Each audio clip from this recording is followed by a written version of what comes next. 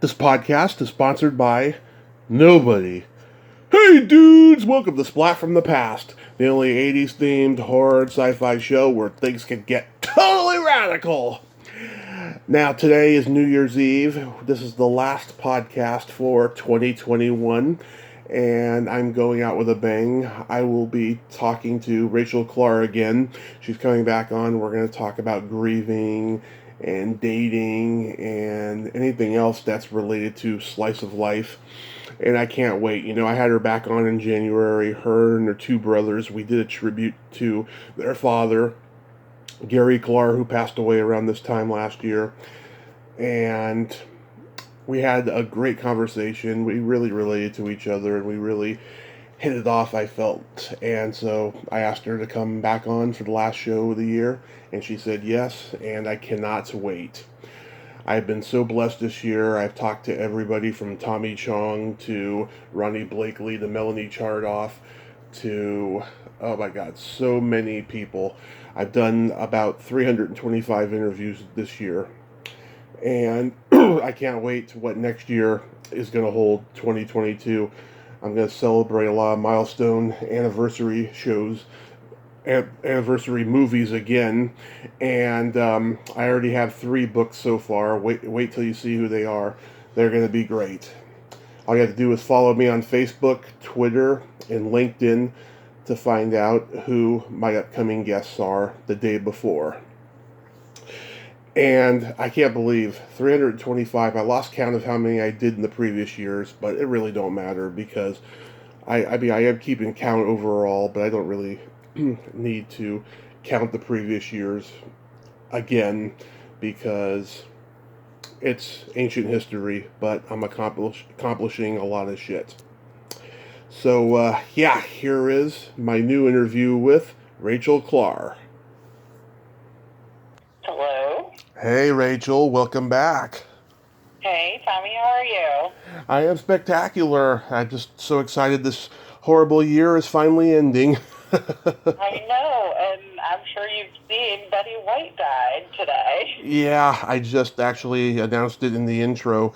That's really sad. I can't believe Artie Lang outlived her. I know. Well, you know what? I think Betty just probably said, I don't want to mess up 2022 for anybody, so I'm just going to go now. Oh, she wouldn't mess up anything. She would have been just fine. But Oh, agreed. But I think everybody would agree that, the last few years have been rough, and it just seems to be getting rougher. yeah, just imagine who the next two are going to be, because it always comes in threes. It does indeed. We will have to wait and find out. Yeah, it's crazy. How are things now that the world is kind of getting back to normal? I guess they're okay. I really don't do a ton other than work from home, and Mm-hmm.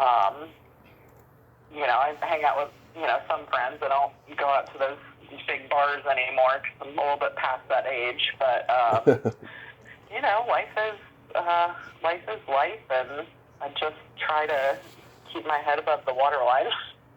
Yeah. What do you do for work? I work for a company that collects educational debt, believe it or not. Oh, student loans. Yep, student loans and just any leftover tuition balances that kids leave at the university and decide not to do anything with. I get to call them and their families and try and work out a deal to get it paid. So certainly not where I thought I would be at this point in my life, but I'm blessed that I have a job and I can keep a roof over my head and live a normal life. Yeah, I've never had to deal with student loans, but I feel so bad for all the people I know that do. I'm just hoping to God that somehow people are not going to have to pay student loans in the future. Yeah, it's tough. I think especially since I'm in that industry on the backside of it. I did go to college. I got a degree. I still owe the Department of Education a lot of money for my degree. To me, it needs to be revamped. There's got to be a better way to do it.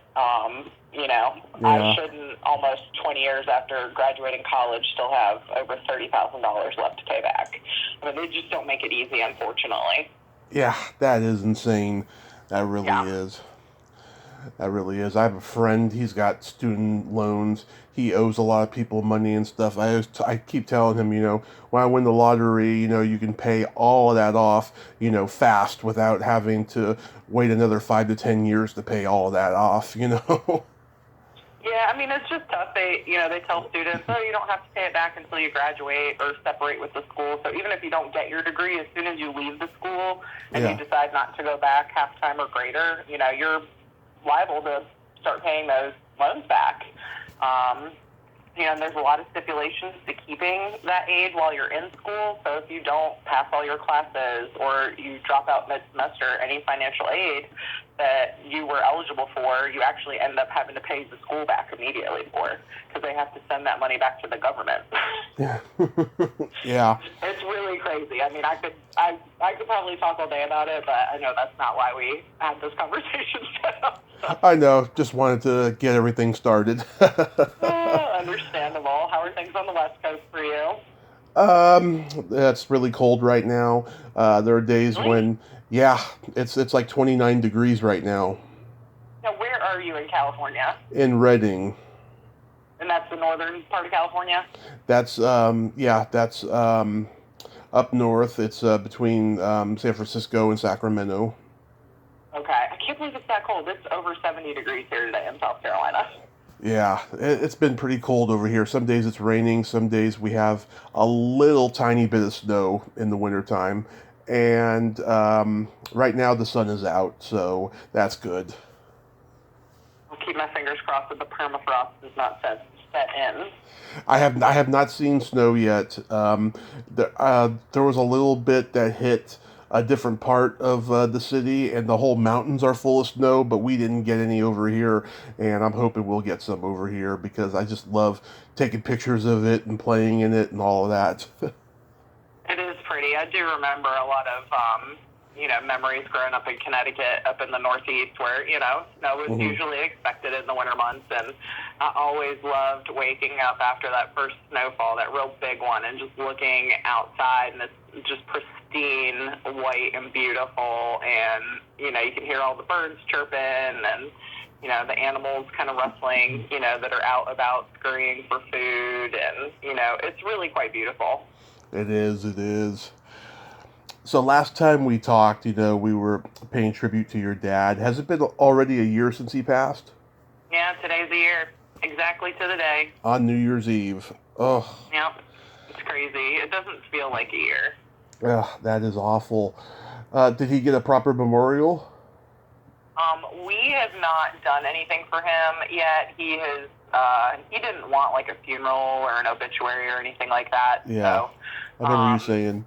With COVID and everything, and then, Mom just sold our house back home in Connecticut. I actually flew up there the beginning of December on the 1st. Took a one-way ticket up there, and then, she signed all the documents, and I actually drove her back down to South Carolina on my birthday. I spent my whole birthday in a car driving my mom to South Carolina, which I was more than happy to do. It was a great way to spend my birthday. I didn't really want to do anything for my birthday anyways. Yeah. So our plan at some point in the next year is to get everybody together and do something kind of for him. We'll probably go back up to Connecticut to do it just because a lot of his friends and still his family are up in that area. And it'll be easier for, me and my brothers to get up there than it would be to have, 50 to 100 people, if that's how many ended up wanting to attend, come down to South Carolina. So we'll figure something out probably for next year, I would imagine. Because hopefully by that time Mom will find a house that she wants to, call her residence down here, and she'll be settled and not feel like she's living out of a suitcase like she currently is in my house. Are all his siblings that he found later in life, do they all live in Connecticut? Most of them do. He has one sister that is in Florida, and then he does have a brother that actually lives up near Asheville, North Carolina, which isn't far from me. Mm-hmm. I have never met him. I know some of the siblings have met him, and even some of my cousins have met him. But when we found out about the whole adoption thing and whatnot, he was one of those siblings that just didn't want to be involved, which was absolutely respectable and understandable. He had lived his whole life with his family, and, it wasn't something that was that important to him to know, I guess, who his siblings were. He had already, lived a full life without them, and it wasn't something that he was interested in, and that's fine. I mean, I don't think if I called him up and said, hey, can I come meet you, I'm sure he would absolutely say, yeah, come on by. Yeah. But he's never, I don't think, really reached out to any of us actively to be in our lives, and that's fine. I have no problem with that, and I respect that. Yeah. How's the grieving process been for you?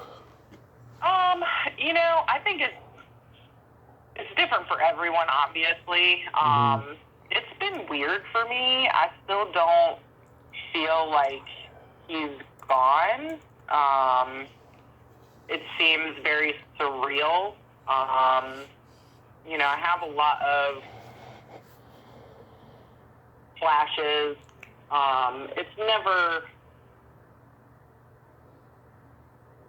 It's like the ocean, like the tide coming in and out, but you just don't know when you're going to have, a good moment or a bad moment, or a breakdown moment. It's just really weird having to go through that process, and then still feeling like it's not real makes it a little bit weirder, if that makes any sense. It does.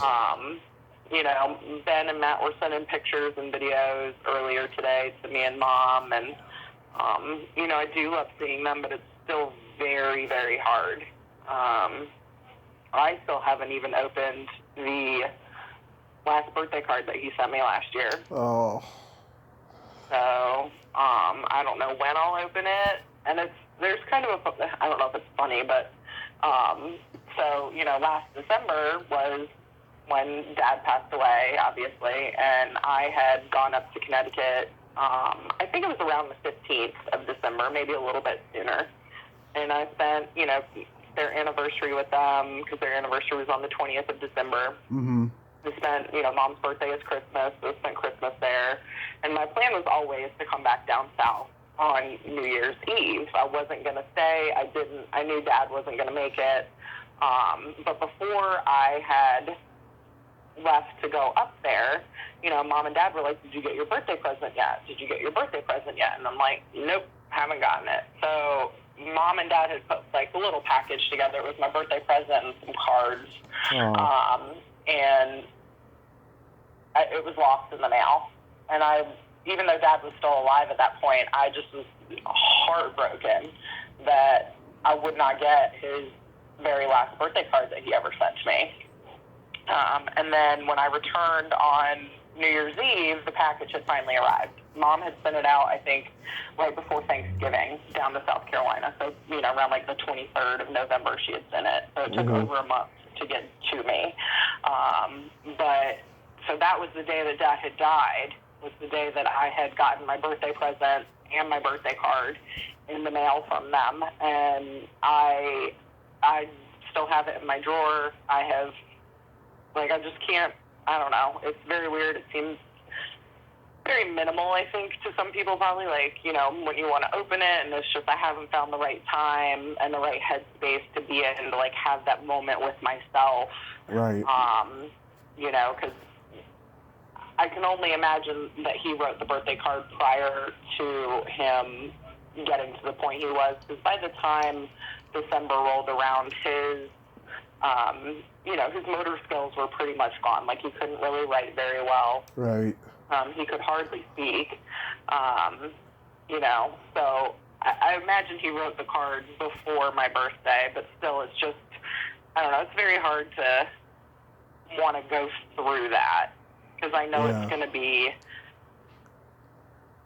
not traumatic, but in some ways it will be, because it's the last thing I really have connecting me to my dad in the physical world. And so it's hard for me to, like, take that step and do it. I don't know when I'll do it. You know, I hope I can do it soon. I mean, yes, it's as easy as opening up a drawer and pulling it out and reading it, but I hate having those moments where I break down and become very emotional. It's something that is very scary in some regards to me. I mean, I don't know how you deal with death, you know, whether it's friends or loved ones or whatever, but I get super emotional, and I absolutely hate that side of me. Same I here. wish I wasn't that way. I tried to explain it to my mom, like, you know, talking to you, it's not too bad to talk about it, but if I was talking to, like, my brothers or, you know, mom about it, I would literally be like a sobbing, blobbing mess right now. And I don't know why that is, but I have that reaction when I talk about it with my family or even some really close friends, but I hate it. It's almost like that, you know, in the pit of your stomach you want to vomit kind of feeling, and it's just not fun. Yeah, it's hard for me too to talk about certain death stuff with my parents and stuff and family members. It takes me a couple of days before it truly hits me after I lose somebody, and I've lost a lot of people in the last six or 7 years or so. I lost count, but it's been brutal for me. I lost my stepdad on Halloween of 2020, and that was awful. This past summer, I lost my aunt and one of my best friends in a week apart from each other, and Oh, God. that was really horrible. I don't know how I got through that. And then a month ago, an old coworker of mine passed. Man, you took a hit.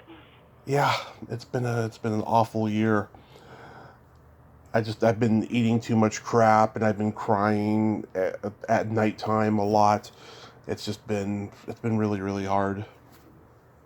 It's tough. I do find, like, there are moments that I have where, you know, I'm by myself and just in my own headspace, and that one memory pops into my head, or, you know, I think about a song that I used to listen to with, you know, my dad or even other people I've lost, you know, and it's just that alone moment where you're by yourself and in your own headspace. It can get very trying. It's not easy. It's not easy, no. I mean, my friend's death this summer, it hit me the hardest of anyone and stuff. Her name was Katie. I met her 11 years ago. She was about 5 years younger than me. She was 33 when she was killed. She was in a golf cart accident while she was drinking. Her and a couple other girls. They survived. They got pretty bad injuries, but she died. She had to be taken off of life support. Ugh. That's awful. I'm so sorry. Yeah, and she was absolutely gorgeous. She was a total tomboy. Like, literally nothing offended her. Like, I would tell her just the dirtiest jokes, and she had this infectious guffaw that sounded so evil yet so sweet, you know? Yep. And, yeah, she was so smart, too. She was so well beyond her years. I remember I asked her in 2018 when I first started having non-show business friends come on the podcast. I asked her to come on, and she told me she was absolutely terrified of doing that, but she didn't mind listening. And I really wish we had done one though, because it would be great to listen to her voice again now. Yeah, that would be cool. Yeah. Hopefully you have maybe some voicemail saved from her. No, I don't. I have her text messages saved though. Oh, that's good. Yeah. Kind of a nice little, like, you know, you can go back and read through and, you know, have a nice little memory from that. Yeah, never take away those. I've learned. It's very, very weird being able to have that luxury nowadays because, you know, I think we're the same age. I just turned 39. Yeah, I'm going to be 39 next June. All right, so we're like 6 months apart. Yeah. You know, when we were kids, I mean, we grew up with, you know, being introduced to a computer, you know, and the internet for the first time, and you had voicemail or, you know, a recorder that would take your messages for you. Yeah. Nobody really had the ability to save that type of stuff. And it was actually really cool because my Uncle Russell, at one point when I was a kid, he actually took a recorder to my grandparents' house. Mm-hmm. And did like a whole interview with my grandparents. My grandparents have been dead. MJ's been dead like 20 years, and I think Breeport's been gone at least 15.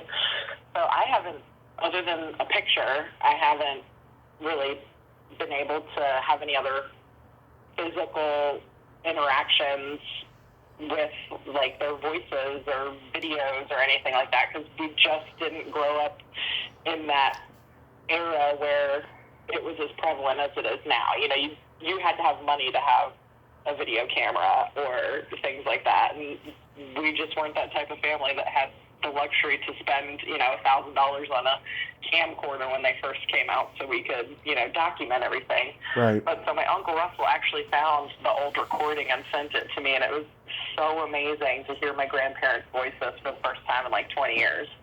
I mean, it was cathartic. I mean, I cried and I laughed and just had the most wonderful time. It was like a good 30-minute recording of them talking about, you know, way back in the day when they were going to see like Ella Fitzgerald at the Manhattan Club or whatever those socialite places in New York City are and things like that. And, yeah, you know, they grew up in a different era. You know, they grew up, you know, in the 1920s, 30s, and 40s, you know, when they were in their prime, which was a different era. So it was really neat listening to that. And I'm grateful that I have that and was able to get that. But, you know, nowadays we're so lucky because, you know, I do have voicemail saved from my dad on my phone. And, you know, I'm also lucky in the fact that he's been on the screen and he's, you know, he'll be out there forever. You know, people will get to enjoy him, you know, long after I die. Yeah. Yeah. I mean, your dad was just he was just an amazing actor, you know. And when I watch Day of the Dead, you know, I just can't believe just how intense he was and just how talented he was. He gave it his all, that's for sure. He did not, you know, half-ass any of that stuff. He committed, which I give him a lot of credit for, because, I mean, everyone thinks the acting's, oh, it's so easy, you know, you just pretend to be this person, and, you know. Yeah. I mean, I loved theater growing up, but I could never commit the way that he did to a character. That's why I was always, like, the chorus or the background person. Yeah. You told me you acted a little bit, right? Yeah, I did theater growing up. Nothing major. Yeah, no credits on IMDb. I always wanted to do theater and stuff. I had one, you know, audition in high school that just made me think, God, this audition shit is bullshit. You know, I just hate the audition process. It's not a fun process. You have to be, I think, a certain type of person to do it and not feel like you've just been taken down a peg or two.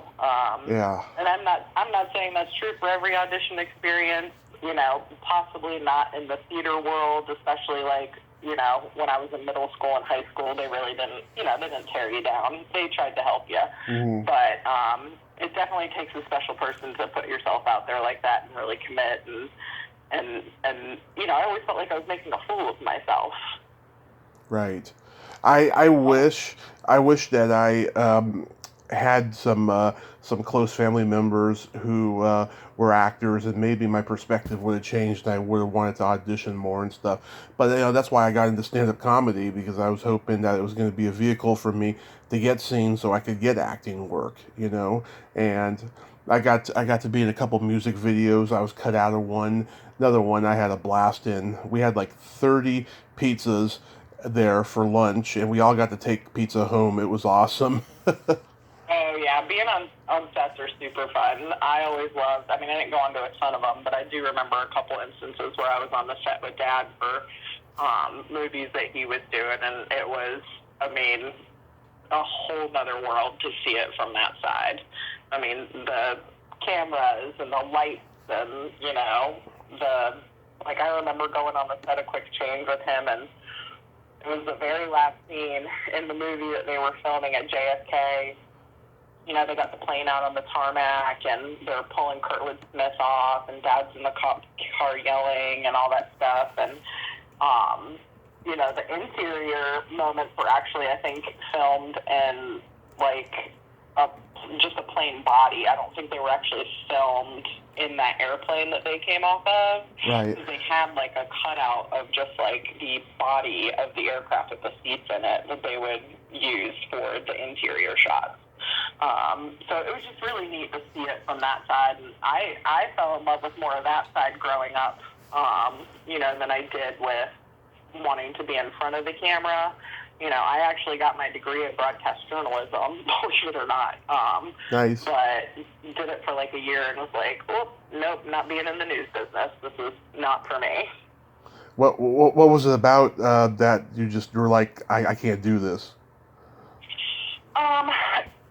You know, I really wanted to do like the movie production side of it and not the news side of it. But the school that I ended up going to, all they offered was broadcast journalism, so I didn't really kind of have a choice as to the media degree that I wanted. You know, I think had I gone to a really, you know, big state school or something, I probably could have gotten more into like cinematography versus broadcast journalism, but that was really the only option that they had offered at the school that I was at, and I didn't feel like transferring schools, and I enjoyed it while I was in college. You know, we had our own school, like, newscast and everything, and I ended up producing it for the last year that I was at school. I got to be the producer of it and, like, run the whole show and everything, and I enjoyed that portion of it a lot. You know, I'd spend hours in the edit bay and, like, put the shows together and then, you know, send them out at the end of the night, you know, for approval and whatnot. But once I made it, like, into the real world, it's totally different, you know. Yeah. In the scholastic world versus the real world. It was tough. It was not easy. I felt like I worked my fingers to the bone and, you know, burnt the candle at both ends and, you know, just couldn't keep up with it. I was going to run myself ragged for next to no pay and not have much of a career and have to, you know, move city to city just to be able to keep up with the market. That's the other thing about being in the news industry. A lot of people end up moving to different markets, you know, because they're ranked, you know, all around the country. And your goal is to be in, like, the number one market or, like, top 10.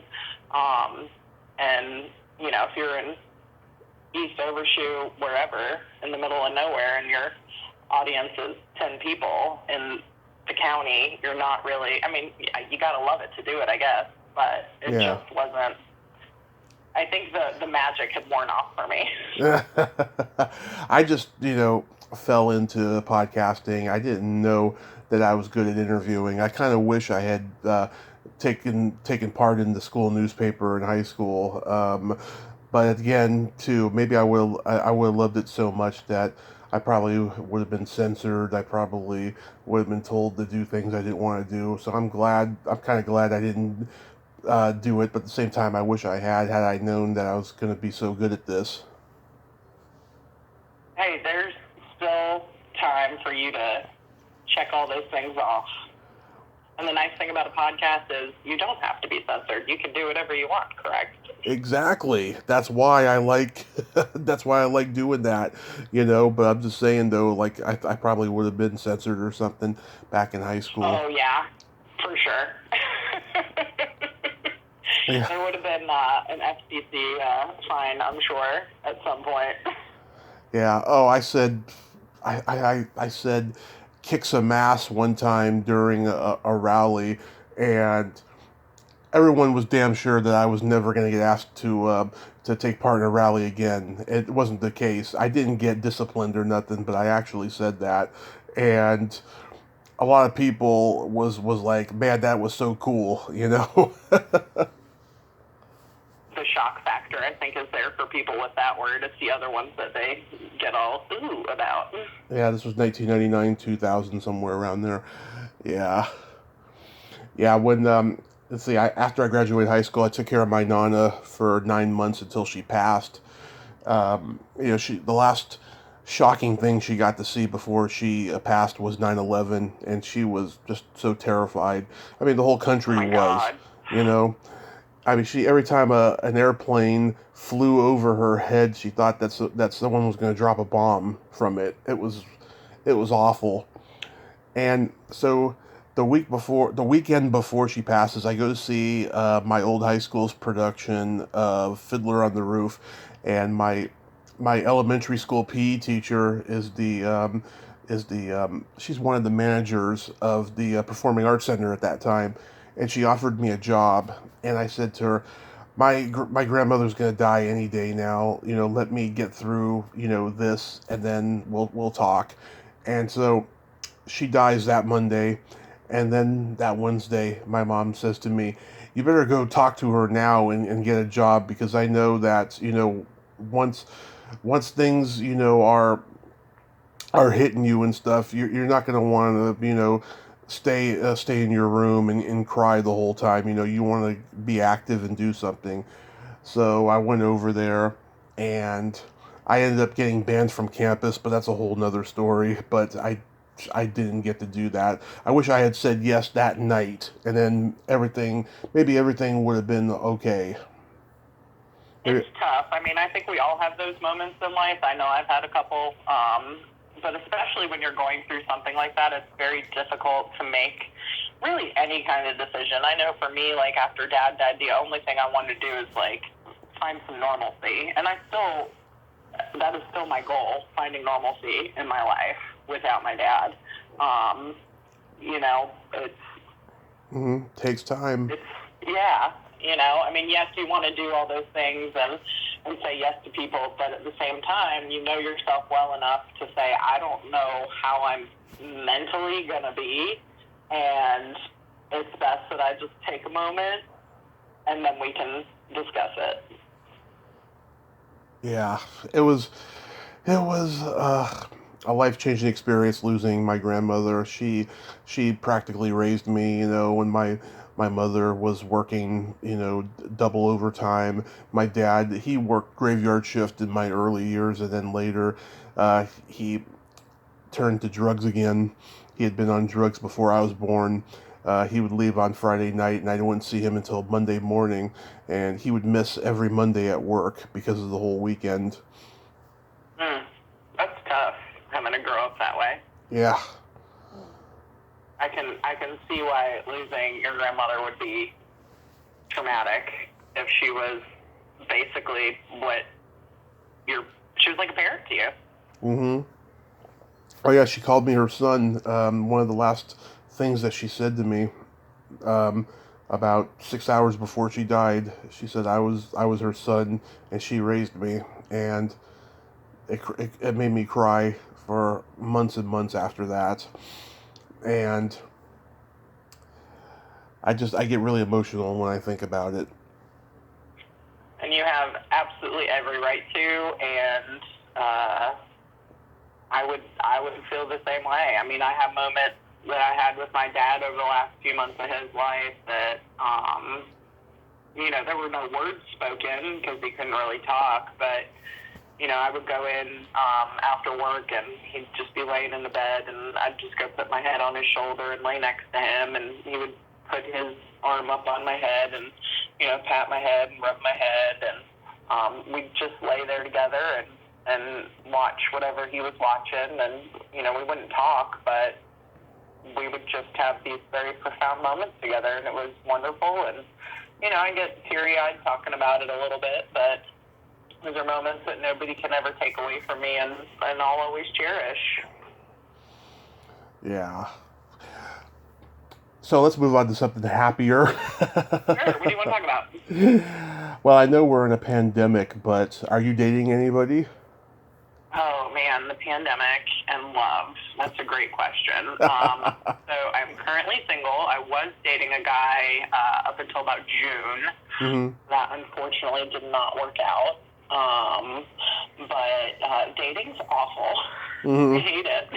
Yep, me too. I have friends that do like the dating apps, and I don't know how they do it, because it's like a second job. you literally have to constantly update your profile with pictures and, you know, things that you're into and whatnot. And I just don't have the brain capacity to make my second job a dating profile site.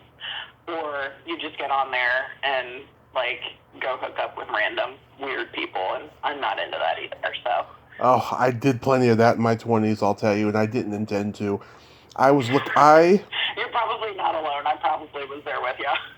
Yeah, okay, so I found out when I was 23 I had to lose weight, and I lost 130 pounds, and my confidence level shot up. And long story short, I got a job as a bouncer in a bar, and I had no trouble getting dates, getting laid, anything after that. And I had a profile on a dating website. It was called Mingle2, and then I was on another one called Date Hookup. I wanted to do Plenty of Fish, but they charged. I don't believe anybody who says it's free, and then you fucking have to pay anyways for the premium or whatever that is. These ones were completely free. And I met a lot of women. All they wanted was a random hookup, but they said on their profile that they were looking for, you know, a boyfriend or whatever. And I had fun, don't get me wrong, but I met some pretty crazy and interesting women going on all those dates. Yeah, I can imagine. I have a really good girlfriend. She does I think she does Bumble and Match, maybe. Mm-hmm. I can't remember. She's got one or two dating profiles out there, at least. I do know that. But she has told me some doozy stories. Like, she had one guy, he was not local. He was like an hour away. And they had been talking a lot, and he was getting ready to come up here. He was going to get a hotel room, and, like, you know, just that way he had a place to crash and wouldn't have to drive, you know, an hour if they went out and had drinks and dinner or whatever. Mm-hmm. And both of them are like, oh yeah, we're so excited to get to finally meet each other and hang out. And then the next morning she got a message from him and said like, sorry, I can't make it. And he blocked her from, like, Facebook, Instagram, the dating app, everything. Like, he just disappeared. And I'm like, well, that's nice. Like, so he just basically, you know, had all these nice conversations with you. Like, they'd FaceTime on the phone, everything.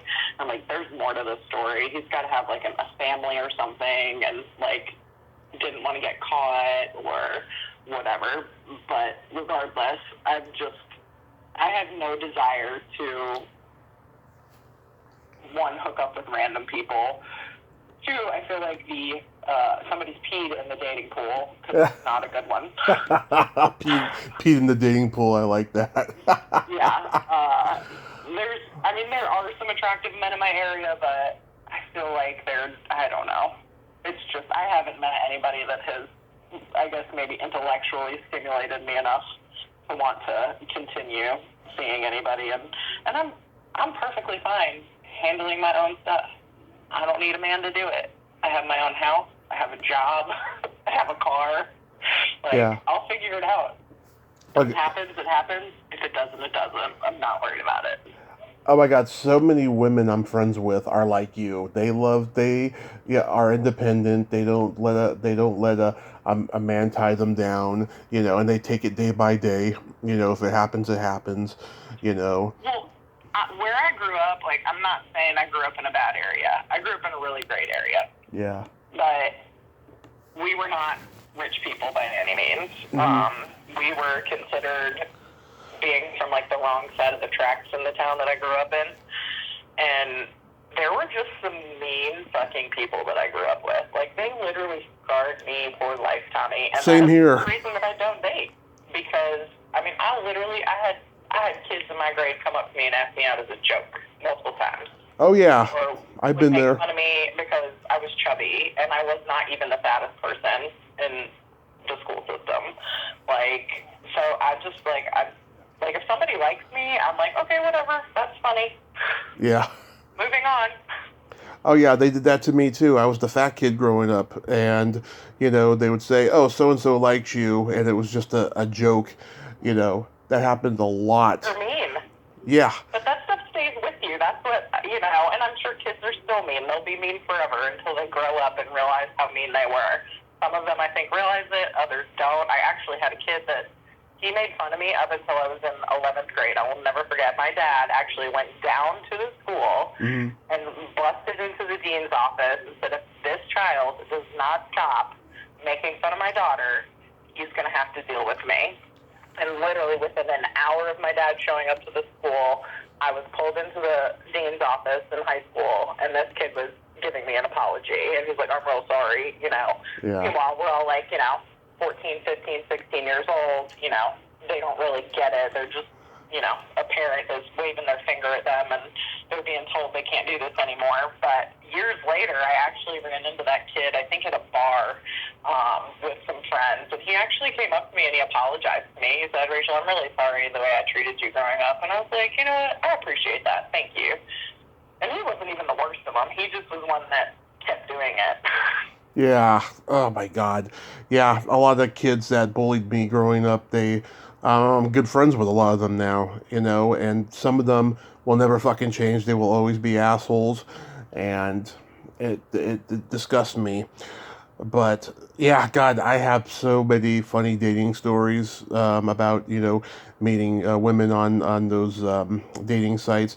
There's one, oh my God, this was so bizarre. I'm actually kind of embarrassed by it, but it's still funny.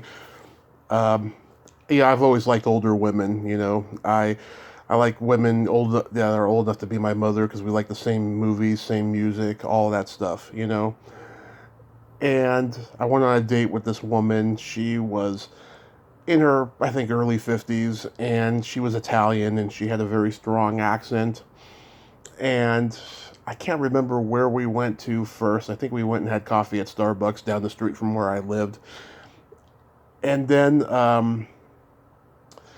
I think she took me. She took me to. She lived in a trailer. She was practically trailer trash, and I was in their trailer. Oh my God, it was just a pigsty in there. And she had her son there. He probably weighed the same weight that I am now. Back then, this is after my diet. I was looking good. I was looking trim, but this guy was so fat. He was walking around with no shirt, just wearing shorts. He had this big old belly hanging, and he had a girlfriend, which was a fucking miracle because he was so obnoxious.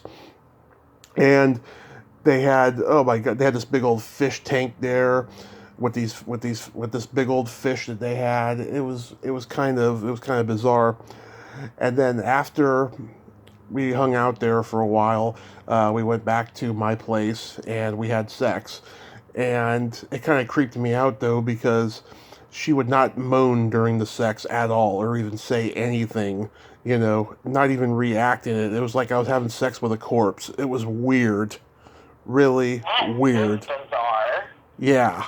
And then, after it was over, we're leaving the apartment. My dad comes by the apartment to tell me something, right?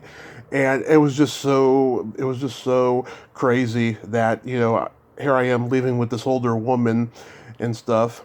And then later on, my dad's like calling me and he's like, "Hey, did you get some?" And I'm like, "Yeah, Dad, I did." You know? Man. And she had this big and she had this big old bulge in her belly, right?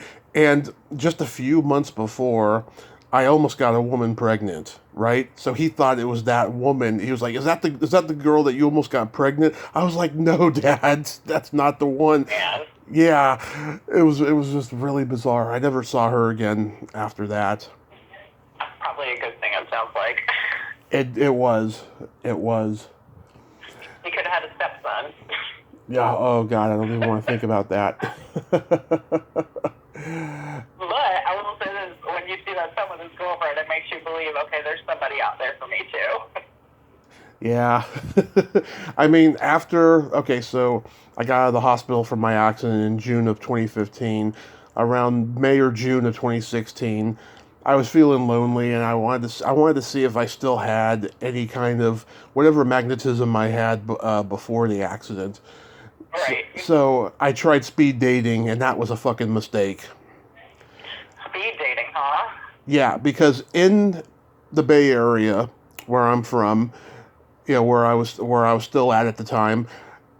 It's all they want nothing but rich and successful clientele when they throw these speed dating parties, right? So I was basically trying to impress gold diggers when I was there. It was a fancy hotel, and there was all these women there. Very few of them were Caucasian. It was mostly Indian, Hindu, Hispanic, whatever, and that was fine. But there was this one in particular, this one woman. She told me she lived in San Mateo, and that's where I'm from. And I grew up in an area called Shoreview. And I wanted to ask her, what part of San Mateo do you live in? Because I grew up in Shoreview. I'm very territorial with San Mateo. And she said that she wanted to take a pass at that question. I'm like, why? I don't want your address. I just want to know what part of San Mateo you live, you know? And then she was just being difficult. So then for the next 20 seconds until our time was up, we just looked at our phones because I knew this wasn't going to work and she knew it wasn't going to work. I find it weird that she was dodging the question of where in San Mateo. I know. I had a guest last week who didn't want to tell me what famous actors she came up with in acting school. She said there were many, but she wasn't going to name any of them because that's their story to tell. I was like, I didn't want to hear any gossip or anything. I was just curious. Well, so and so was in your class, That's all I wanted to know. Yeah, it's weird sometimes with these people. Agreed. Yeah, that seems a little odd. I don't understand that. I would at least be like, oh yeah, that person I studied with, or I studied with this person. Yeah. It's not like you're telling their story. You're just saying, yeah, I was in the same class as them. She was the first one to ever dodge that question ever out of, over 1,400 plus people. It was crazy. Do you know who Paul Dano is? Paul Dano? Yeah. Yeah. He was in Little Miss Sunshine, and he played the younger Brian Wilson in the Love and Mercy movie with John Cusack. Right. I went to high school with him. Really? Did you date him? No, I didn't. I think he was in Matthew's grade. So he was 2 years younger than me or 3 years younger than me. Mm-hmm. But we were in theater class together. Wow. That's cool. Yeah. Yeah, he's the cutest little kid, so adorable. And super happy that he's doing well and doing some amazing things. I have enjoyed that Love and Mercy movie was amazing. I don't know if you saw it. I haven't seen it. I highly recommend it if you have not. Oh, is Love and Mercy the Brian Wilson movie? Yep. I saw it in the theater. I saw it right after I got out of the hospital. It was the first movie I saw. Oh, God, I was fragile at that time. I mean, my mom had to just hold on to me as I was trying to get into the handicapped seat because I was so thin. God. I was so thin, yeah, from all those months of, a liquid diet and stuff. But I liked the movie. It was a great movie. I don't think it got the respect it deserved. I would agree with that. Have you watched the Val Kilmer documentary on Amazon? I couldn't get through 15 minutes of it just because it was so sad to see him, not be able to talk. I will give you that. It is shocking to see him where he is now versus, where he was. But that documentary is so amazing. Do yourself a favor and watch the whole thing. I tried to get Mom to watch it the other night, but I was like, I've seen it 5 times already. I don't think I want to watch it again. But, I mean, it's a really great story. There's a lot of stuff about Val Kilmer that I did not know. And, I kind of related to it a little bit because there's a part in it where, since he can't really speak anymore, he can speak a little bit, but it's very taxing for him because he has to do it through his trach and his throat. But he kind of had this epiphany at one point during the documentary, and his son narrates the whole thing for him, which his son sounds just like his father, and it's almost eerie. But yeah, not only has he been through a lot of tragedy in his life and done a lot for his family, but he really had this epiphany of once he started having to do conventions to make money, because although granted, I would imagine his commission checks from all the movies that he's done roll in on a monthly basis and probably support him very well. But he had just had this realization of, okay, well, now if I want to meet my fans and make some money, I have to go to conventions and sign autographs for hours. And he's like, is this where people's careers go to die? And I just thought that was very poignant and really a powerful statement, because it's really not. Yeah. I know that, Dad really made a lot of his, money in his retirement days off of conventions. He wouldn't do them very often. Yeah.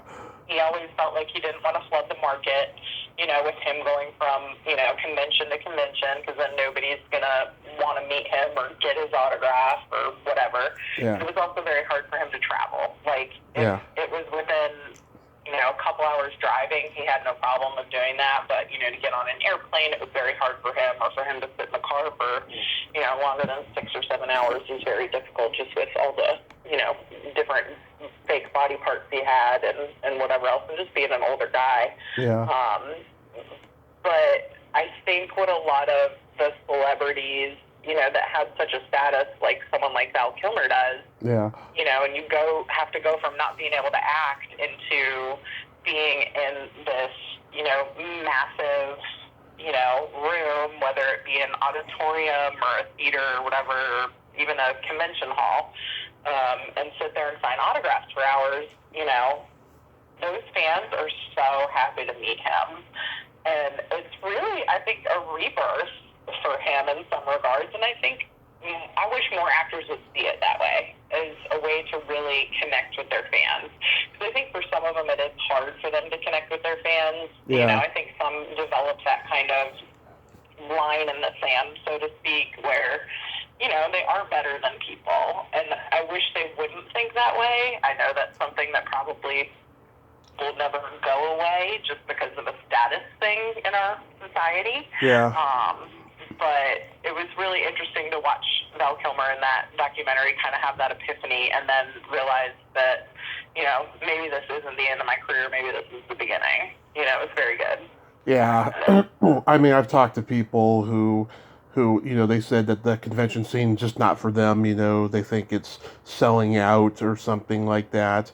And then there's other people have told me that they think it's creepy. They're like, back in the day, the only time fans would ever have an interaction with someone they worshipped is if they were lucky enough to catch them at the grocery store or something, right? And she said that's how it was always meant to be. She says, I just don't approve of the conventions at all, and I think that's kind of ignorant. I think that, if you truly love what you do and appreciate your fans, at some point you do give back to them. It doesn't have to necessarily be on the convention scene, but, maybe you are that person that, you are at the grocery store and a fan comes up to you and they're like, hey, can I get a picture? And you're like, yeah, no problem. Like, that I respect. And I also respect people that say no, because I know sometimes it's just inundating. But, the convention scene, it's not a place where careers go to die. I think there is a rebirth in that, and I think you see a whole different side of those, like, of the fandom that a person has, because it's a totally different culture in comparison to somebody that I think is going to, see at the grocery store. Those people are so dedicated to you and what you do and what you have done and what you could possibly do in the future. Mm-hmm. And they are so grateful to be there and just shake your hand or get a picture with you or get your autograph. And it's really quite beautiful to me.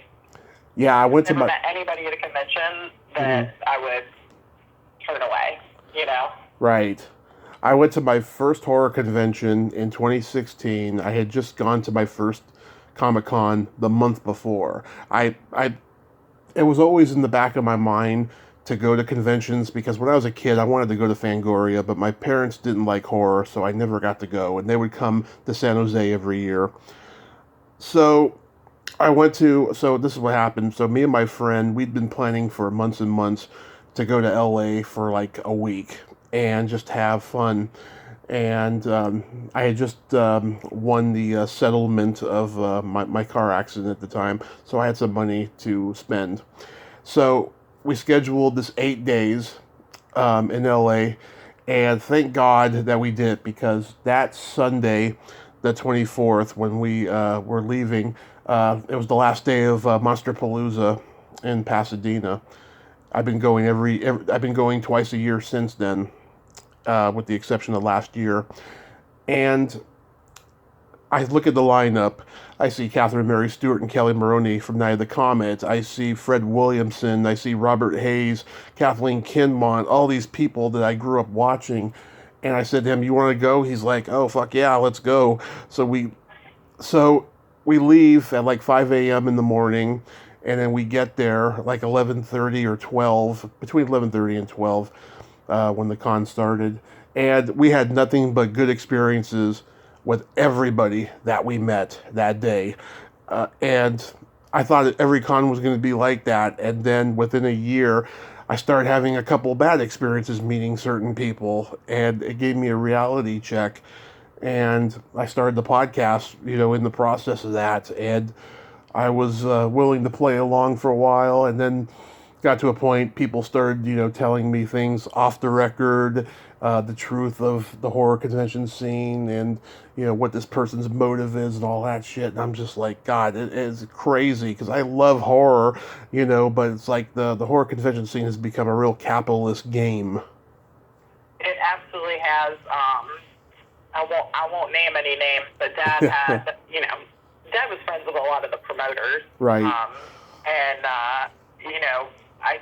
There was 2 instances that he saw relationships between promoters dissolve very fast, and it was all over money, and right. There was always a good person and always a bad person in the scenario, and of course. I'm still friends with some of those people, not necessarily the bad side of the people, but the good side, I still am friends with. And it's really sad, because the common, goal is to provide fans with a resource to see the people that they love. And it really just, you're right, it became this, money-hungry pit, and it was like, nope, I want it all. And if they couldn't get it all, then they were going to tear somebody down to get it. It's just awful, Yeah, and I have a conspiracy theory that I hope in the future I bring it up with more people. I did a couple times last year, the year before. I have a feeling certain celebrities at conventions are under contract to not talk to certain people or be nice to certain people. That's my conspiracy theory. Yeah. Like fans or like other people at the convention? Fans, yeah. There have been times when I've gone, and I get the fact that they do so many podcast interviews, right? But I go to their table and I let them know, they were on my podcast and stuff, right? And sometimes the handler, who is most likely the manager or whatnot, is a total dick to me. And I'm trying to, just, come and introduce myself, not necessarily get an autograph or anything like that, but I just want to say, hey, thank you so much for the interview and all that. And it can be difficult at times, but now I've learned to let these people know in email, at least a few days beforehand that I'm going to be there. And I've had good experiences lately with that. Yeah, I've been to 2 conventions since the pandemic, and I'm really liking that. I let them know that I'm going to be there, and then everything's all good in the hood. That's interesting. I wonder if part of it is they're just caught off guard by it. So now by you emailing them and they know you're there, then like, okay, I got it when he comes up. I know who he is, and Yeah, because it's a good time.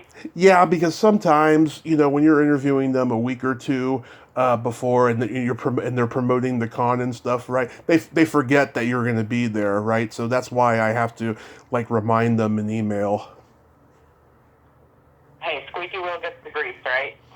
Yes, exactly.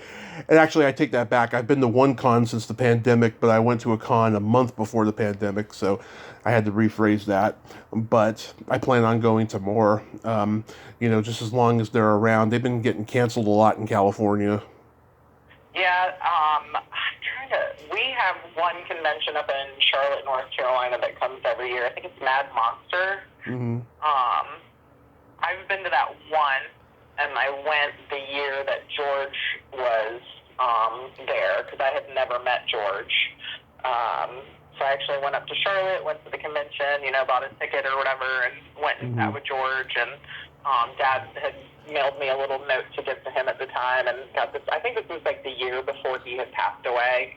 Right. But they really didn't have a ton of people there. It was like a lot of wrestlers and like a handful of, horror people. Harry Manfredini was there, who I love Harry. I love Harry. He's the best. He's one of my favorite people. I literally walked up. I didn't even know he was going to be there. Like, I didn't even look at who else was going to be there. I was just like, well, I really just want to go say hi to George and get a picture with him and an autograph. Yeah. And I walked up to him. I go, Harry, it's Rachel, Gary's daughter. And he was like, what? I was like, it's so good to see you. Because I had hung out with him back in 2008, I think it was, in Worcester, Massachusetts at Rock and Shock. Yeah. It was nice to see him. He's just one of the sweetest guys. Like, you can't help but love Harry Manfredini. Yeah.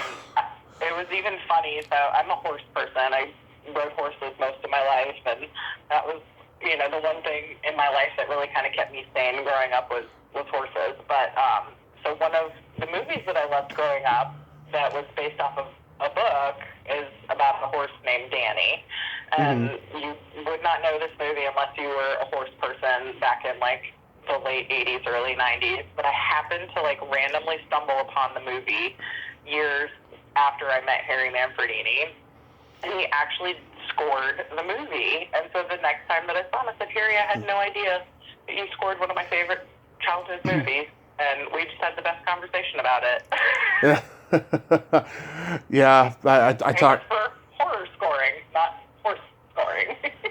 Yeah, I've met him twice, and I tried getting him on for a long time, and then I finally did earlier this year. And I wanted to hear the story about how there was disco music in Friday the 13th Part 3. I thought that was always weird because disco was dead by that point in 1982, and he told me the whole origins of how he came up with that. And yeah, I don't know that much about horses. The only horse movies I know are The White Stallion, The Black Stallion, and Sylvester. That's it. Sylvester's a great movie, also one of my favorites. Yep. That's a phenomenal movie. Yeah, I tried to get, what's his name? Pete Kovac, who was in the movie, because he was also in Solar Babies, and this year was the 35th anniversary.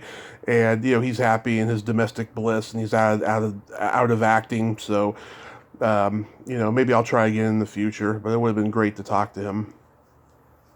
So what's your bucket list for 2022 for people to have on the show?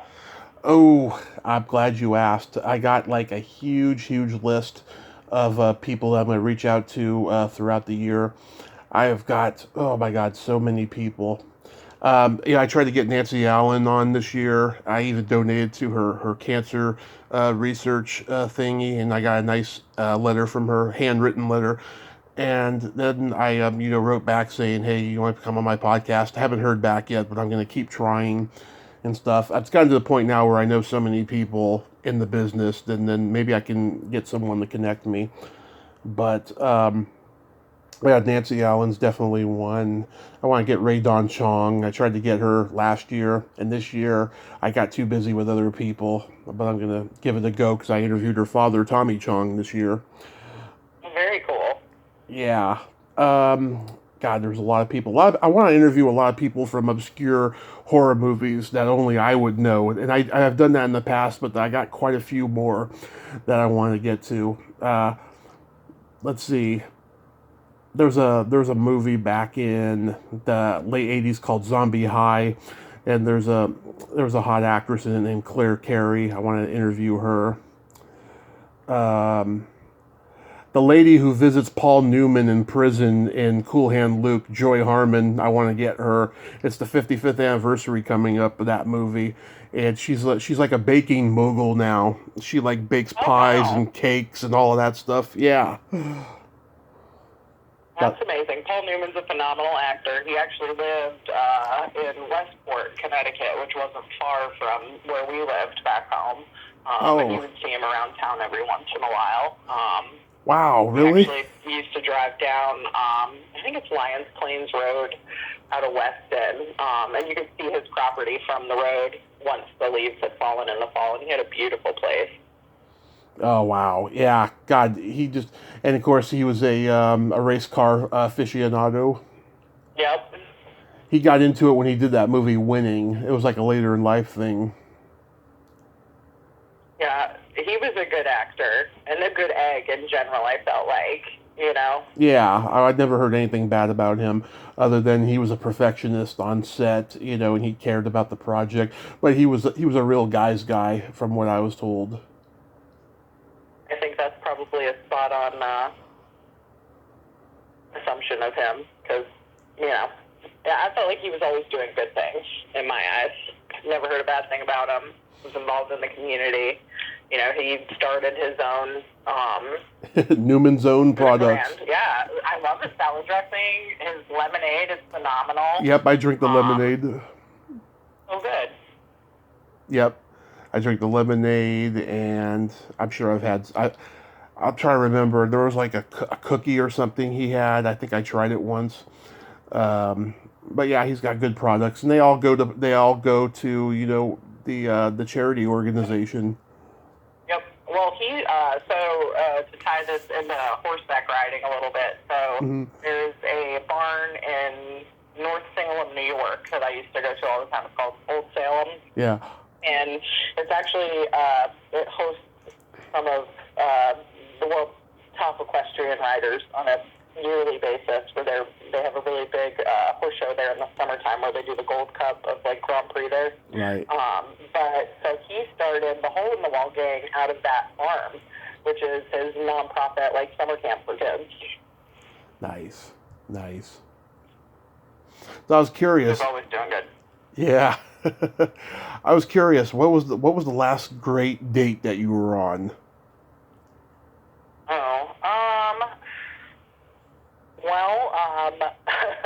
That's a really good question. I had a couple good dates with the last guy that I was dating, but nothing spectacular. We would just hang out and, we'd do dinner or whatever. He'd cook for me. We'd hang out. He had a farm in Virginia that was in his family, and when I say farm, it's not like a full working farm by any means. It's just a bunch of property, but it's beautiful property, and there's a concrete block house on it. Nothing fancy by any means, but we would go out there and we'd stay out there, and he'd cook for me, and we'd sit out in chairs on the porch and just watch the deer in the field, and we'd take his little he had a four-wheel buggy of some kind, and we'd just go explore the property. There was an old church on the property that his family owns, that there were actually graves still on the property. So he took me up there. That was pretty cool. You could actually see the indentations in the soil, because back in the 1800s there really weren't coffins to put people in, so you could see where the bodies still were. Yeah, 2000. I'm very romantic, but I like being out and exploring. I don't, Yeah. I don't necessarily care about all that other stuff. Yeah, in 2012, I dated a on again, off again dominatrix for a year. Wow, this sounds like it could be a whole nother hour of our podcast, so keep going, I'm interested. Okay. Yeah, because I used to go to this bowling night with the guy that I was in the accident with, who I'm no longer friends with. We used to go to this bowling night, and she and this other girl, they were supporting some other guys that were playing against us. And her and I talked. Turns out she dated a friend of mine when we were in high school, and we. She was near you. She was okay. So my friend was a year younger than me, and she was a freshman when he was a senior. So they dated. Okay. They dated then, and so we just hit it off really well, because we both have dirty minds, and we both are cut from a different cloth, and we both have Asperger's syndrome, so we had a really good rapport. And the last good date that we had, because we had one more date after this, but the last good one was she came over. We watched The Lost Boys. She had never seen it.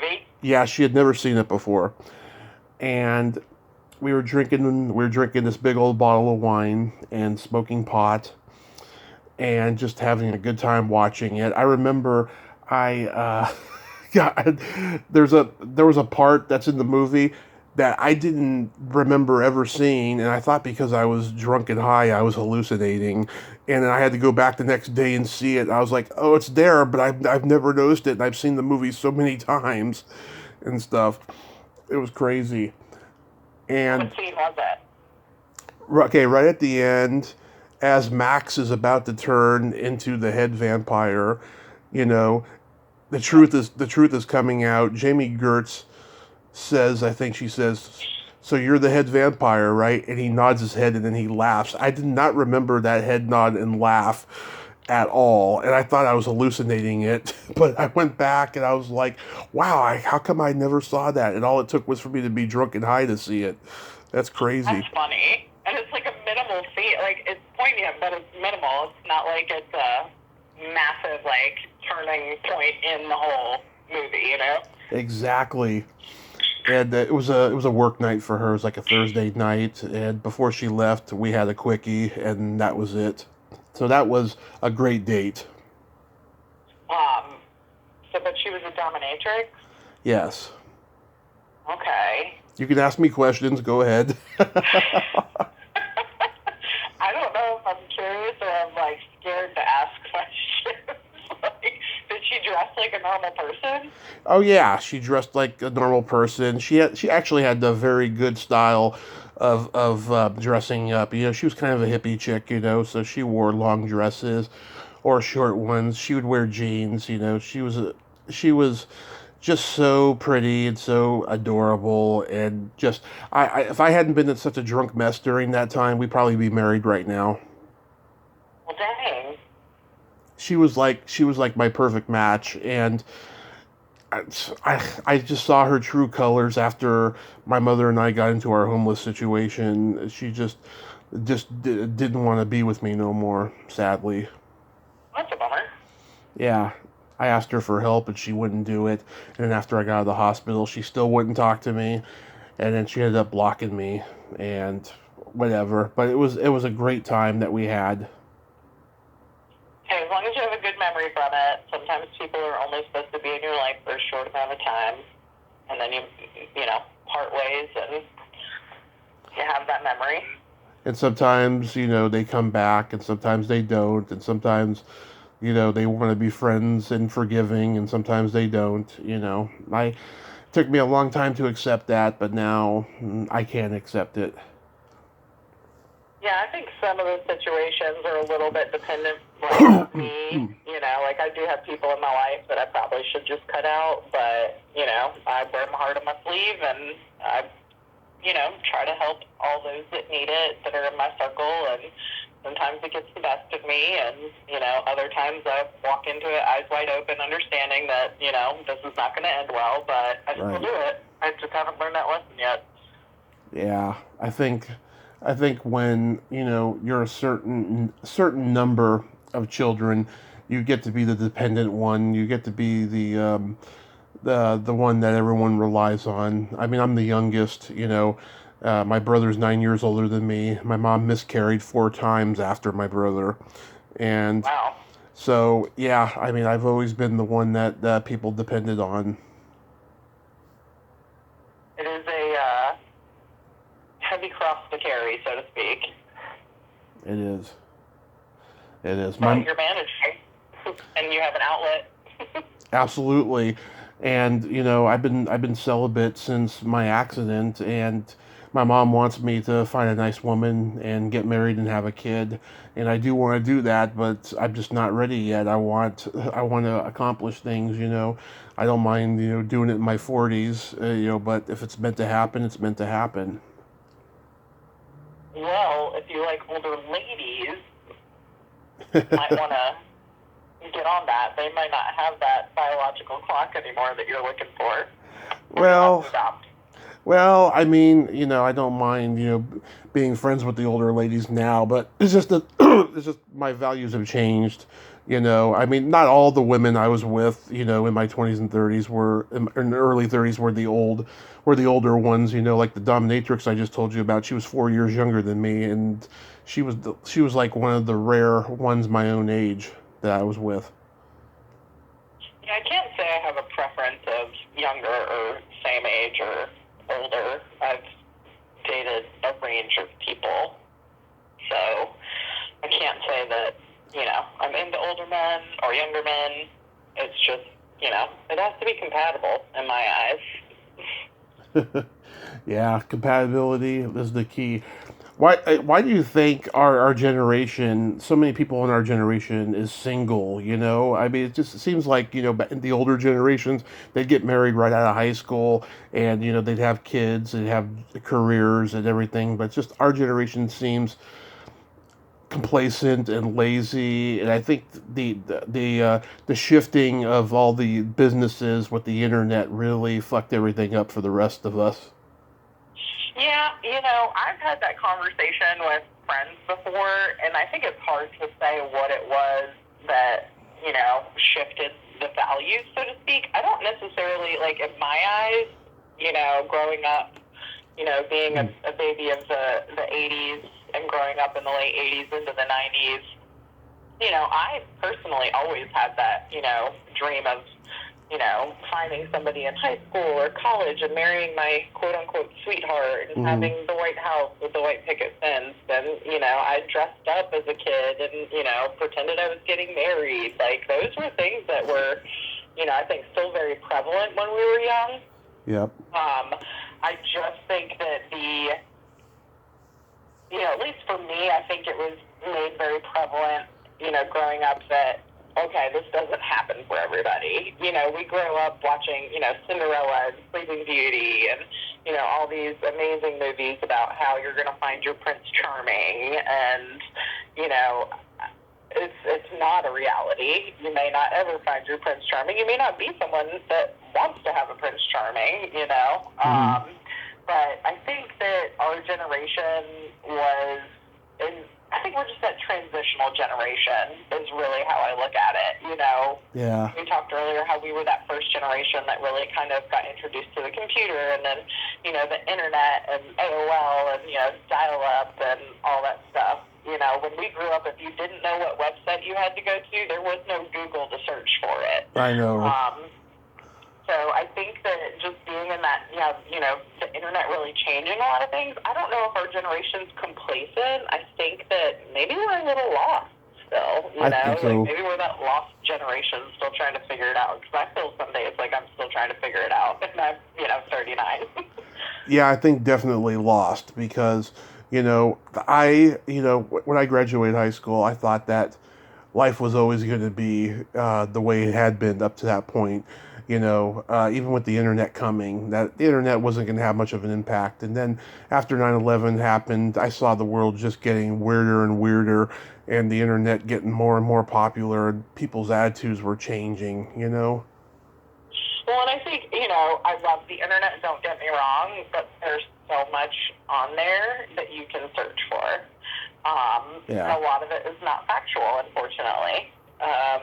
So I think there are some people that feed into whatever's, they're reading on the internet, or even, like, you can even look at the major news networks, whether it's Fox, CNN, NBC, like, they're putting out a perspective. They're not putting out necessarily all facts, but they're putting out a perspective, and they're trying to draw people into that perspective, and I think 9/11 is really a good changing point for a lot of things in this world, and I think the news is one of them. We've developed into this society of, like, you have to pick a side, and I don't think it should be about sides. It should be about, a common goal to make things better. And, I don't watch the news. I don't care if it's Fox News, CNN, or the local news. I don't really watch it. It's depressing, it's sad, and I always feel like somebody's trying to tell me their opinion on a story versus giving me the facts, and I don't want somebody telling me their opinion. I want to know just the facts of the story. I know, it's disgusting. These corporations buying the news media outlets, and it's just everything's become so fragmented now. It's really sad because, I think you can probably remember growing up in an era where, you had only a few channels available and you had to turn the knob on your television to use them. Okay? And that really was, the era of, like, Peter Jennings, and I think Walter Cronkite probably was, like, either on his way out or already out at that point. I'm not 100% sure. Don't quote me on that. But, I mean, back then, you really just got somebody telling you the news. It wasn't somebody telling you, well, this is what I think about this, and this is how we need to handle this, and this is what I think we should do. And no, I mean, that's a good point. Let's talk about it, but I don't need you to tell me how to think. And that's what I feel like they're doing these days, which I hate. Yeah, a couple of years ago, I talked to this radio personality who's been around for 40 years in the Bay Area, and she's very political. She's an activist. She claims to be a liberal, yet she acts so far right.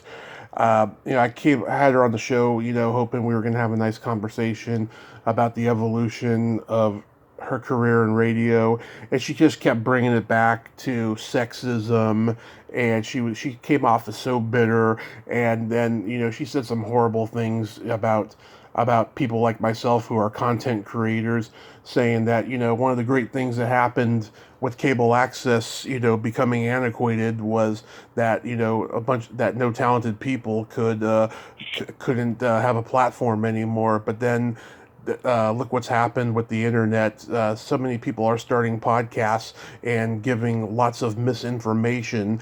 And she was on the show also to promote a podcast that she had just started, and she's telling me this, who I started my podcast. It was really weird. I was very uncomfortable with her. Yeah, that doesn't sound like a fun time. She didn't acknowledge the interview on social media, and I know she got pissed when I quoted to her George Carlin's line of, did it ever occur to you that there's two knobs on the radio, if you don't want to hear swearing or vulgarity? Yeah, she laughed, but I know she was uncomfortable by that. I mean, I think it's great that we live in a society where people can create content or, produce something that they're passionate about, Right.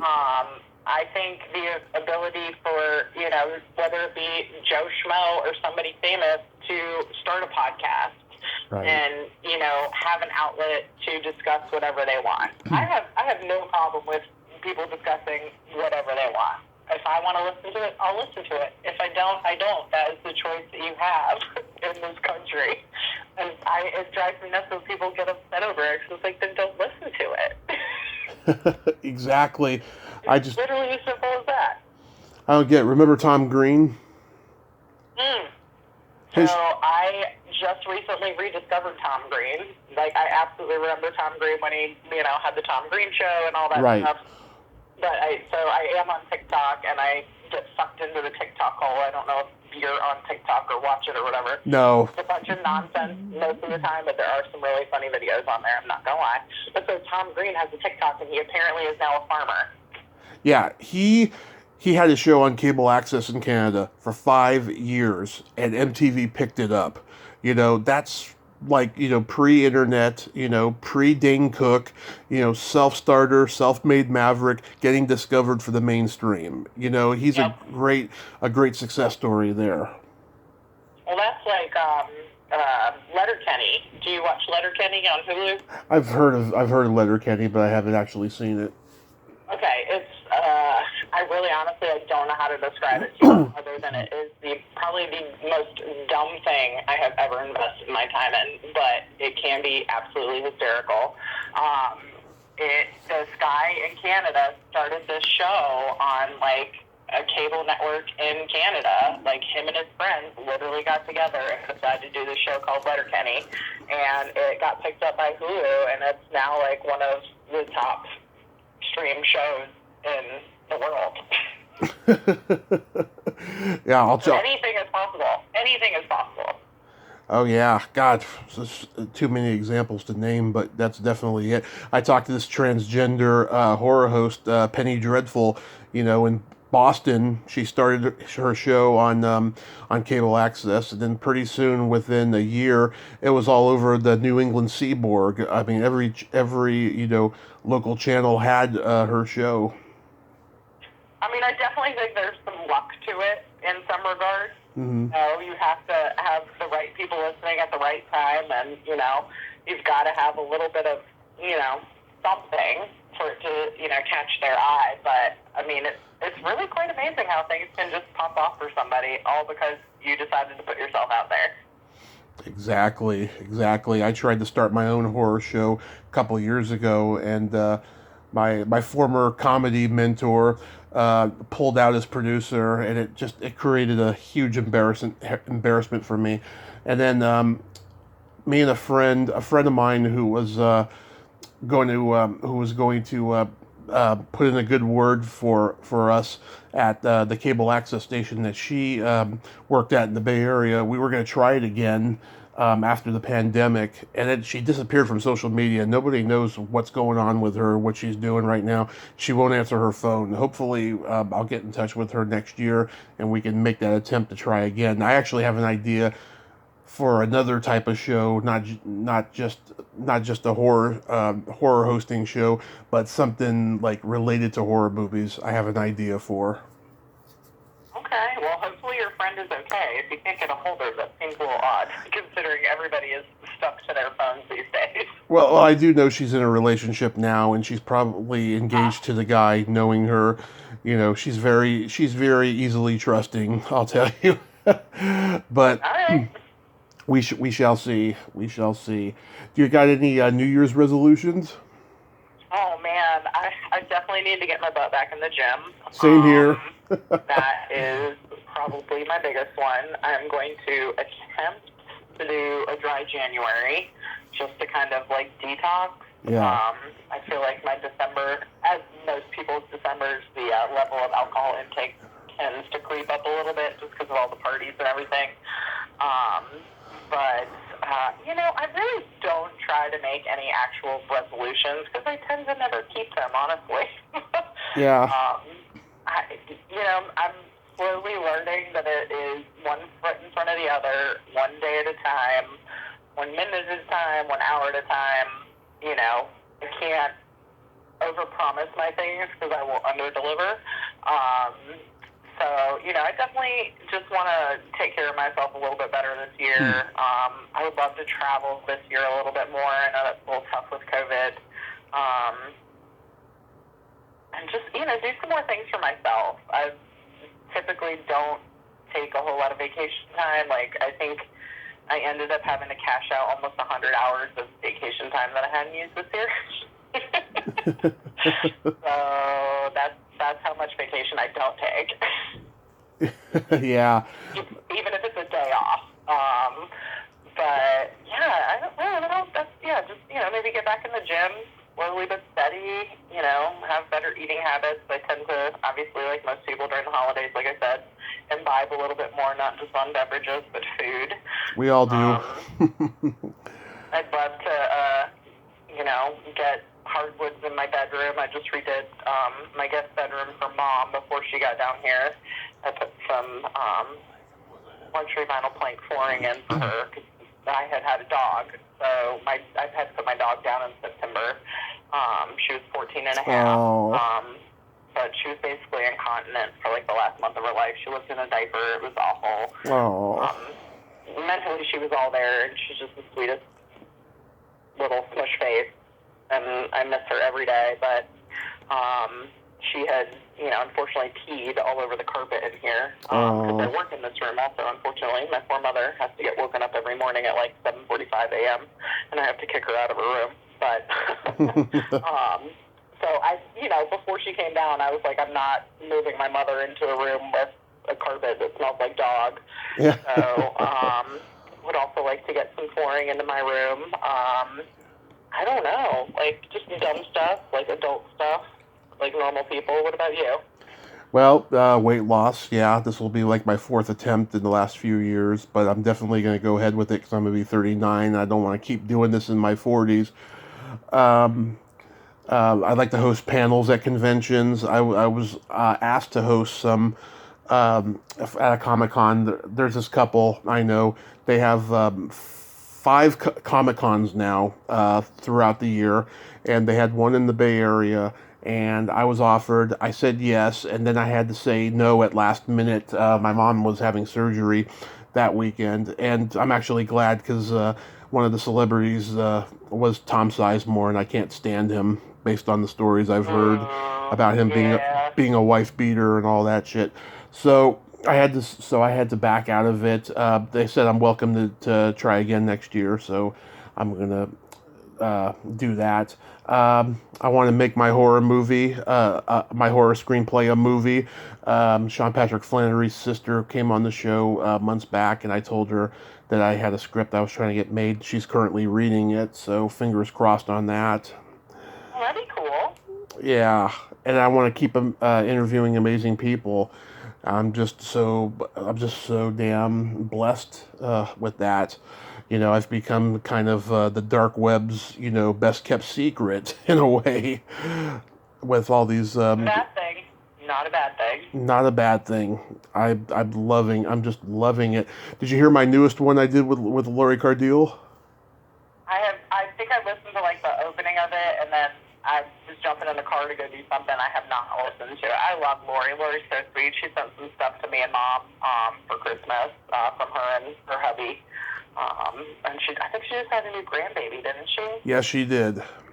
Yeah, he's adorable. Yeah, we talked about you guys. I told her about the tribute we did to your dad and stuff. She was pretty happy about that. Yeah, Dad loved Lori. Really everybody from that movie, Dad loved, and they all did their best to keep in touch. But I think, as we all know, people have lives to live, and it's not easy to communicate even nowadays with the technology that we have. And Dad being very technologically illiterate in some regards, because he only just learned to email and text when he got sick. Yeah, I mean, he kept in touch with Lori and a lot of those guys, and they're just phenomenal people, and they really developed a family that I think will continue on, even though, Dad's not with us. We'll still be able to keep in touch with all those folks, which is really nice. Yeah, and I also did another one with Deborah Gordon. I'll Google her real quick. Yeah, she was a zombie in both Dawn and Day of the Dead. Dawn of the Dead, she was sexy, and Day of the Dead, she was hideous. Tom really made her hideous in that movie. She was in Flashdance? Yeah, she was. She was, she was one of the dancers in it. Not a bad Joe, have on your IMDb. Joe Shelby, he was also in Flashdance. They shot that movie in Pittsburgh. They did a lot in Pittsburgh. I've never been to Pittsburgh. I would like to go. I don't know who I was talking to. I want to go to Living Dead weekend. So Dad went to the last one before he got sick, I think. Right. And I think it might have been a year or two before he got sick. It was after George had passed away. They did the big thing out at the cemetery for him. Right. And I think that was the last Living Dead weekend that Dad went to. But I hear that weekend is phenomenal. And, they've got the George A. Romero Foundation now. And I was talking, I don't know if it was Chris or somebody, but they were come to Pittsburgh anytime, we'll show you a good time. And I said, all right, I'm putting it on the list. So I would like to get up there to go, even if it's for Living Dead weekend. It would be fun to experience, because a lot of the people that I know from England go over to that, and a lot of folks that I'm friends with on Facebook from all the other conventions, because that's the one to go to, from what I understand at least. Yeah, I really want to go. They were gonna, before the pandemic, they were also going to do a Creep Show reunion at one. They got Adrienne Barbeau, who I interviewed last month, and that was great. She was great. They were getting Warner Shook and a couple other people, and fortunately they didn't get to go ahead with it. But maybe next year they will, because it's the 40th anniversary. I'm hopeful that things will change. I think unfortunately a lot of things are still pandemic pending. But I think people would still show up because they want something to do. Yeah. Everything else has been canceled, it feels like, and Exactly. Do you have any New Year's plans tonight? So I am typically not a New Year's person. I don't mind doing something for New Year's. A couple years ago, actually a real funny travel story. So I will make plans for New Year's if it's something like fun, big, like go big or go home type of New Year's Eve, right. Or I want nothing to do with it. Most New Year's nights, I will not even watch the ball drop. I'll be asleep by like 10 o'clock. Right. But so I guess it was about 5 years ago, one of my good girlfriends, her and her husband at the time, they love to travel, and they love me. Great, I love them too. Let's go somewhere for New Year's. So we had thrown a couple ideas around, and we eventually landed on going to Niagara Falls for New Year's, because they do, on the Canadian side of Niagara Falls, every New Year's they do a massive concert. So I was like, let's do it. We'll fly up to Buffalo, we'll go over, and then we'll just fly out of Toronto, because we were going to go to Buffalo, go across the falls, stay in Canada, do New Year's there, then we were going to go over to Toronto for like 2 days, and then all fly out of Toronto back to the Carolinas. And her husband at the time, one of his best friends from college, who I had met at their wedding, he was like, I want to go too. So I was like, all right, this is cool. So me and him can split a room. You and your husband can have a room. Like, I'll save a couple bucks, whatever. It'll be fine. I don't mind sharing a room with this dude. And so we got up to Buffalo. This guy actually drove all the way from Texas to Buffalo, New York. Right. Picked me and her husband up at the airport.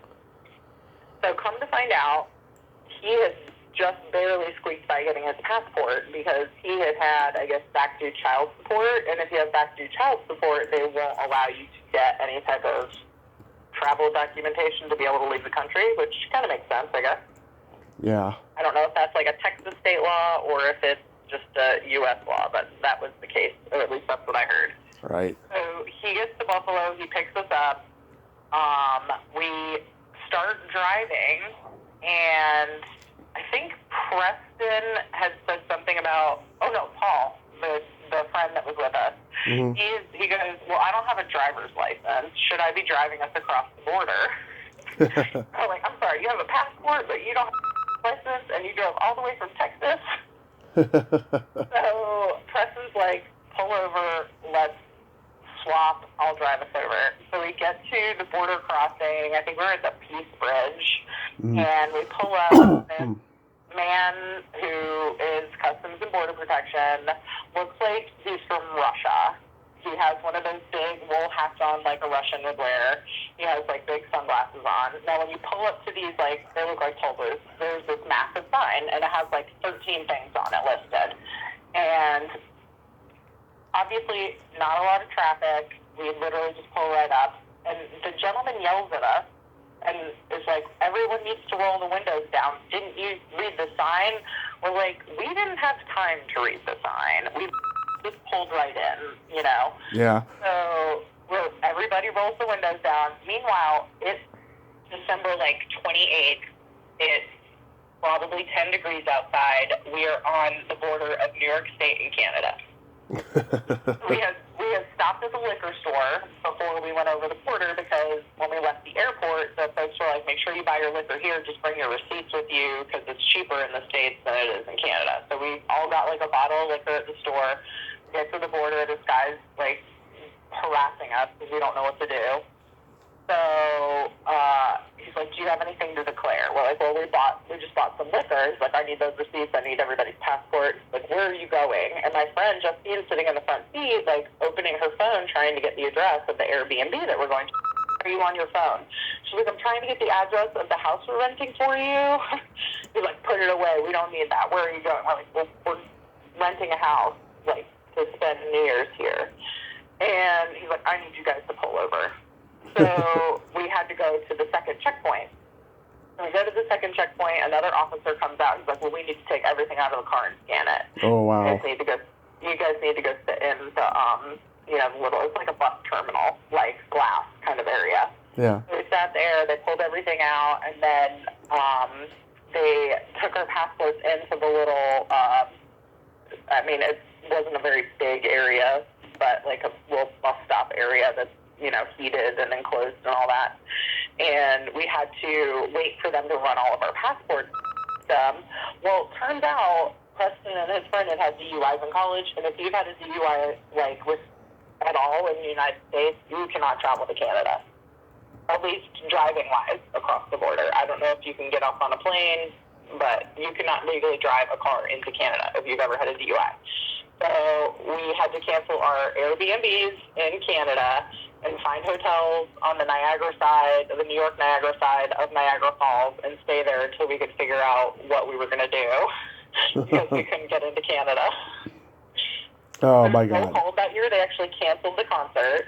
So we wouldn't have had anything to do anyways, which was fine. The friend, Paul, that we were with turned out to be a raging alcoholic, and it was just a really crazy experience.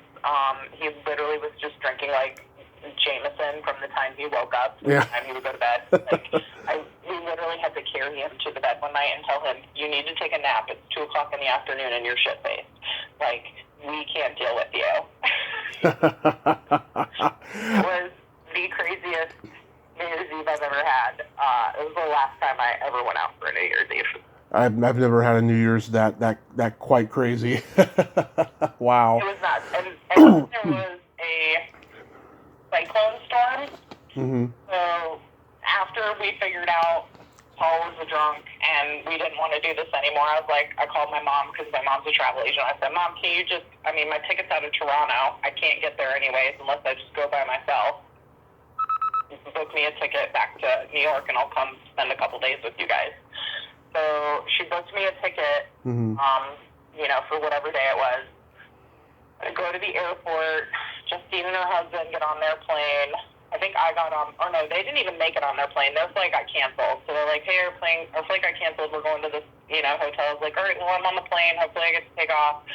We were on the plane for an hour, and they're like, sorry, we're canceling the flight. So then I had to book a hotel as well to stay the night because I couldn't go anywhere because there was a snowstorm. There was, I think, 100-car pileup on the freeway right outside of the airport. It made national news. Next day, I finally get to Connecticut, and I think I spent 2 days there. My flight was scheduled to leave out on the third day. That got canceled. Another bomb cyclone that hit Connecticut. And then the next morning, I got to the airport finally for my flight at, Mom and Dad got up at, I don't know, probably 4 or 5 in the morning to take me to the airport that morning and drop me off for an 8 a.m. flight. I did not leave LaGuardia until 4 o'clock in the afternoon. Wow. God. I literally was like, I'm never traveling again on a holiday. Never again. Yeah, I don't blame you. That is part of the reason I really don't do stuff on New Year's, because I'm like, I don't want to deal with the headaches anymore, or surprises. There's just too many idiots out on the road, oh, yeah. I would go into a friend's house or, go to a hotel and stay there the night or whatever, but I'm not trying to go to the bars and, get crazy. That's why they call it amateur night. Look, we've all participated in amateur night. We were, younger at some point and thought it was cool, and now I'm like, it's just another day. I don't really care about the ball dropping. It can drop while I'm sleeping. Let me switch phones real quick, and then we'll finish this, okay? Yeah. Okay, hold on.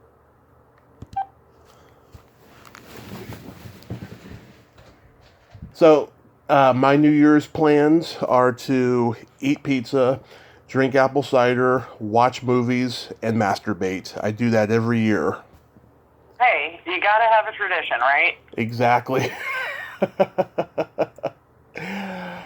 So we gotta play my secret silly game. Okay.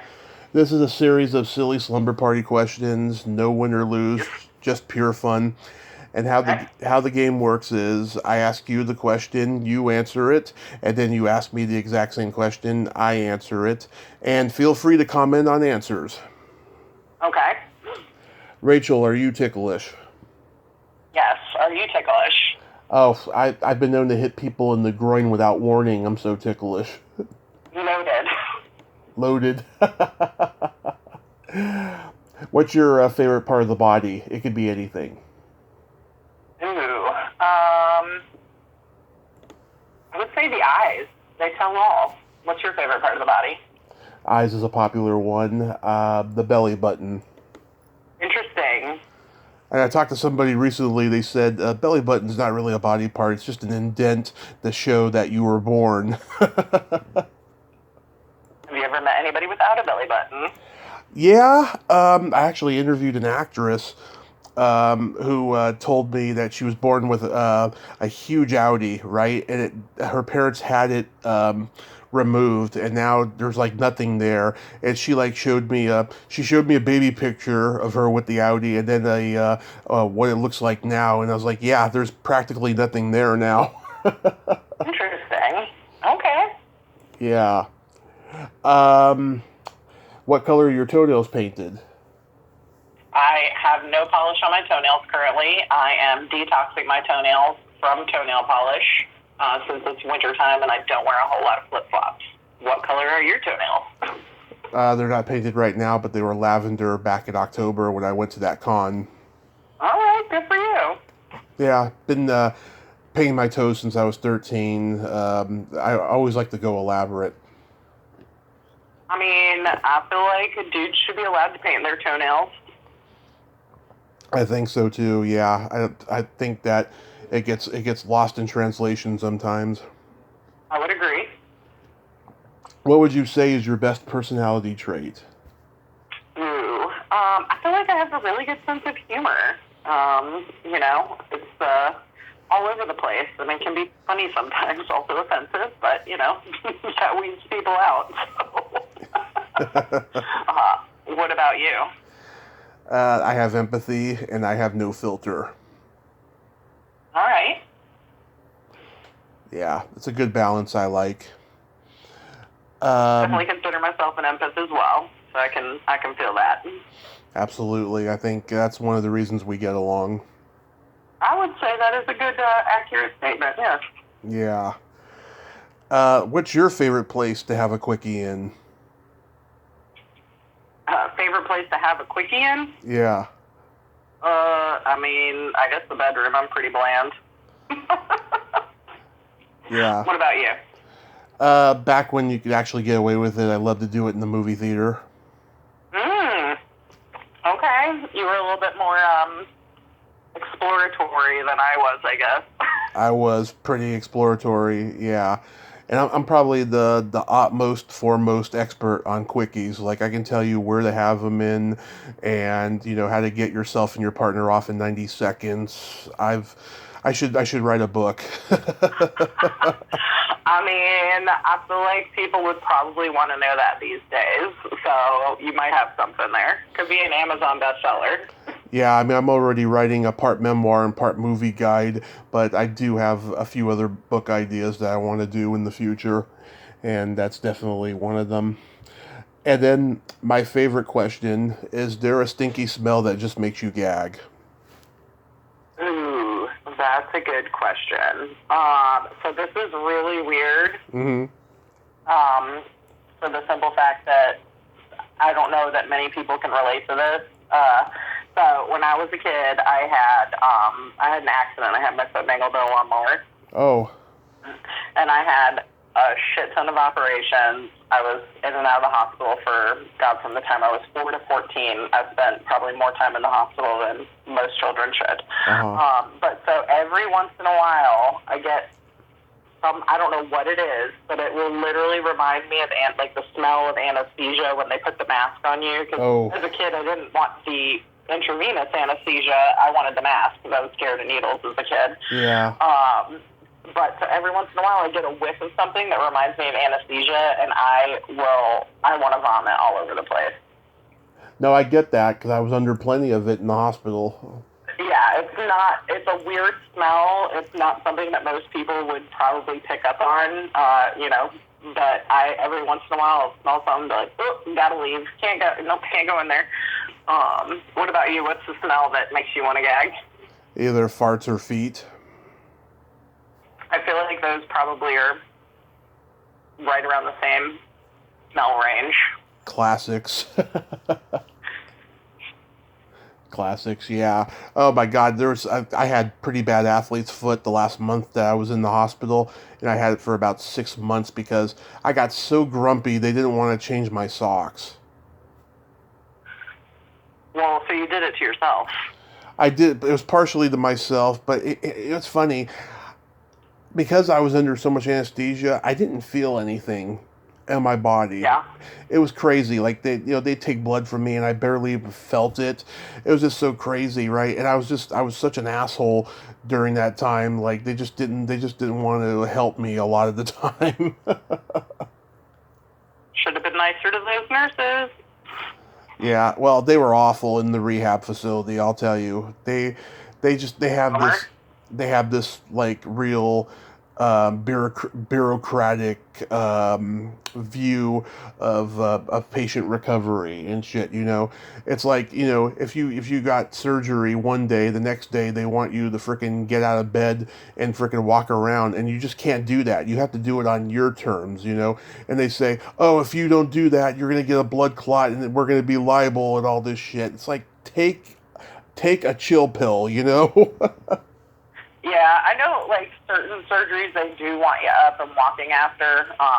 Yeah. And I understand the process of it, but it's very hard when you are the patient. I had to learn how to walk multiple times, in my life just because of all the operations and trauma that happened to my foot. But I will never forget, I was in my 20s. I had moved back home. It was like, I had moved back home in 2007, and I lived in my parents' house from 2007 to 10 until I moved back down here. Right. And during that time, so literally like the whole heel of my right foot is pretty much gone. Like I had so much reconstructive surgery to try and make it look normal. And then my pinky toe on my right foot, for years we called my T-toe because it would stick up like, your pinky would when you have teeth. Yep. And, I finally was to a point where it's like, you know what, let me go see my orthopedic surgeon, that's known me since the accident happened, and see if there's anything that we can do with the toe to straighten it. And so, because it was uncomfortable wearing shoes and, like, whether it was sneakers, dress shoes, whatever, it was uncomfortable. Like, I literally would be in pain wearing shoes. And so I went to the orthopedist, and they were like, yeah, we can break it and reset it and, whatnot. I said, all right, well, let's just go ahead and do that. I can take the downtime. We're good. Let's just do it. And I will never forget, I went in for the operation. It was like a day procedure. I'd be home that afternoon. I didn't have to spend any time in the hospital other than just in the recovery room after. Yeah. Well, so they did a nerve block around my calf, so that I couldn't feel from the middle of my calf down to my foot. And I'm laying in the bed. I have a pin sticking out of my foot. It's all wrapped up. It's bloody. Like, they had done all kinds of stuff to the toe and everything. I had new scars and all this stuff. And they're like, okay, well, we need you to walk out of the hospital. I was like, I'm sorry, what? I can't feel my foot right now. Like, you want me to walk on this? How do I walk on something I can't feel? Like, so I remember having to, like, literally take a step out of the hospital, like, out of that bed, and not being able to feel my foot, and literally just wanting to fall on the floor because I couldn't hold myself up because I could not feel anything from the middle of my calf down. So they wouldn't give me a wheelchair. They wouldn't give me crutches. They wouldn't give me a walker, anything. I had to walk out of the hospital that afternoon. It was painful as painful could be. I'm glad that I did the surgery because it has helped with, like, comfort for my foot in shoes. But as soon as I got home, we still had, like, crutches and walkers from when I was a kid in the basement. I was like, Mom, go get me a walker. I said, I don't care if they want me to walk. I said, I cannot put full weight on this. So she went and got me, like, a walker from when I was, like, 4, and I was, like, using it to, like, hobble to the bathroom. Have you gone to the hospital for anything in recent times? No, thank God. I have not had to. Oh no, I lie. I'm sorry, I lied. I had a kidney stone. I actually have one now, currently. Ooh. So I was lucky enough to be the only child in the Klahr family that got the kidney stone genetic trait, I guess, passed on from dad. And I have had kidney stones since I was 12. I've had lithotripsy for most of them or been able to pass them. And I guess it was 5 years ago, I had gone to my urologist for a checkup, and I was terrible. I hadn't done a checkup with him in a long time. And he's like, yeah, so you have a kidney stone. I go, damn it. And I was like, I thought I might have, but I was kind of hoping that I wasn't a kidney stone. But I looked at the x-ray, and there was literally a golf ball in my kidney. Oh. So I had to go have it surgically removed. And for some reason, the last stone and then this stone that I currently have are really massive lower lobe kidney stones. So this one I actually went and did the lithotripsy with because it was like a building, and I have to keep going for checkups. It's still in there. I haven't really passed any of it, but it's like a crumbled building in my kidney. So at some point I'll probably have to go have the operation to have them suck it out of my kidney. Mm-hmm. I would rather pass one. I would rather pass the kidney stone than have to have that surgery again, but I don't think I'm going to have a choice. Yeah, I had a kidney stone the last week I was in the hospital because, the water, the ice water that they give you at the hospital tastes like shit. It's like a really nasty aftertaste, right? It got to the point where my mom had to bring me bottles of water whenever she could come down and see me on the weekends. So I drink a lot of apple juice most of the time, and that causes kidney stones. I didn't know that until I looked it up on the internet while I was there. And so I remember it was a Saturday night. I was feeling great. Everything I was great. You know, I had 6 or 7 days left in the hospital. I was feeling great. And then next thing I know, I started feeling pressure down below, and it was hurting. And I tried, it gives you that feeling that you have to pee, but you really don't, And Yep. I tried to pee, and I couldn't. And then I drank something, and then I peed, and my pee was all full of blood, and I freaked out and told the nurses, and they couldn't do anything and stuff. They took blood from me the next day, but it was Sunday, so I had to wait till Monday night to get a result. And as it turned out, I had a kidney stone, and they said, yeah, just drink a lot of fluids, you'll pee it out, and you'll be out of here, Friday like you're planned. You're not going to stay any longer. And I was like, yes. So I did pee it out, but I don't remember it because it didn't hurt or anything. It just passed right through me at some point. I don't know how it happened, but that's You are so lucky. Yeah, that's the only time I've ever had a kidney stone in my life. But my mom, she currently has one. It's pretty big, from what I understand, but not big enough to where she has to have surgery. Ugh, knock wood, I hope she doesn't. She already has enough surgeries as it is. And my dad's had a couple of them. He had to have surgery. He constantly, he was telling me how it constantly feels like he has to pee. Yeah. Now you know how a girl feels, when the guy hits her G-spot, That's funny. Yeah, for me, it was always like if I had a kidney stone that was like just big enough to cause an issue. Yeah. It would get to the point where I literally was sick. Like the pain was so excruciating that I'm literally vomiting and can't stop. And that's when typically I have to go to the hospital and get on some pain meds and anti-nausea medicine. And, at that point they're either like, okay, we'll just do lithotripsy and you'll be able to get it out, or, it's small enough to pass. But the last 2 stones that I've thrown have been massive, and I don't understand why. I hope to God that I can figure that out, but the body is a weird thing, and kidney stones, you can't really, just say it's this that's causing it. Yes, there are certain foods, if you have, calcium stones, which I get, there are certain foods and drinks that you should not, imbibe in regularly. But I don't sit there and drink apple juice and orange juice all day. Right. I don't, like, sit there and, like they say, don't eat dark green leafy vegetables. Like, I'm not sitting there just constantly eating kale all day or whatever. So I don't know what it is that's causing them, but I would like them to go away. It will. You know, you just got to keep your head up. Doctor told me to do an inversion table to try and get them out. Which, you'll like this story. He also talked about, he was talking about an inversion table with me, and my urologist, he's a nice guy. He's a little weird to me. I'm not like a huge fan of him. He's a straight shooter, so to speak. Yeah. But he's a little weird. And he was talking about this patient who came to him because he always did his sit-ups on his inversion table.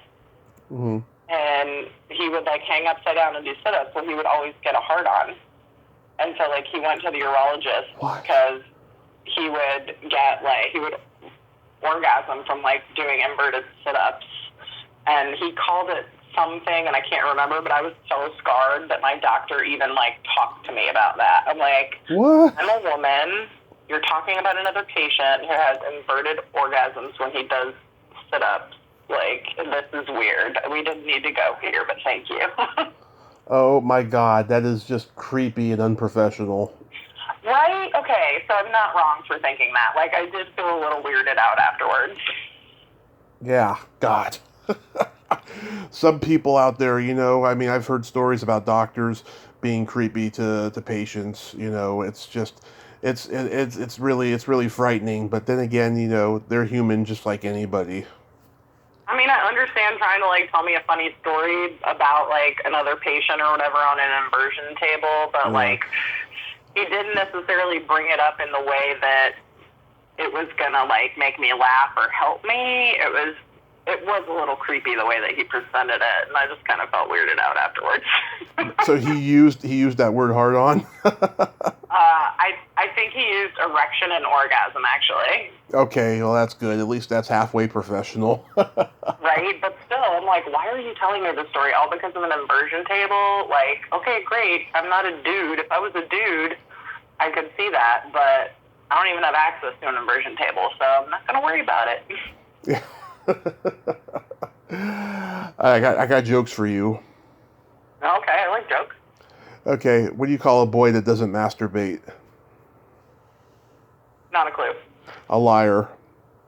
Ooh, interesting. That is also accurate. How can you tell if a turtle is nearsighted?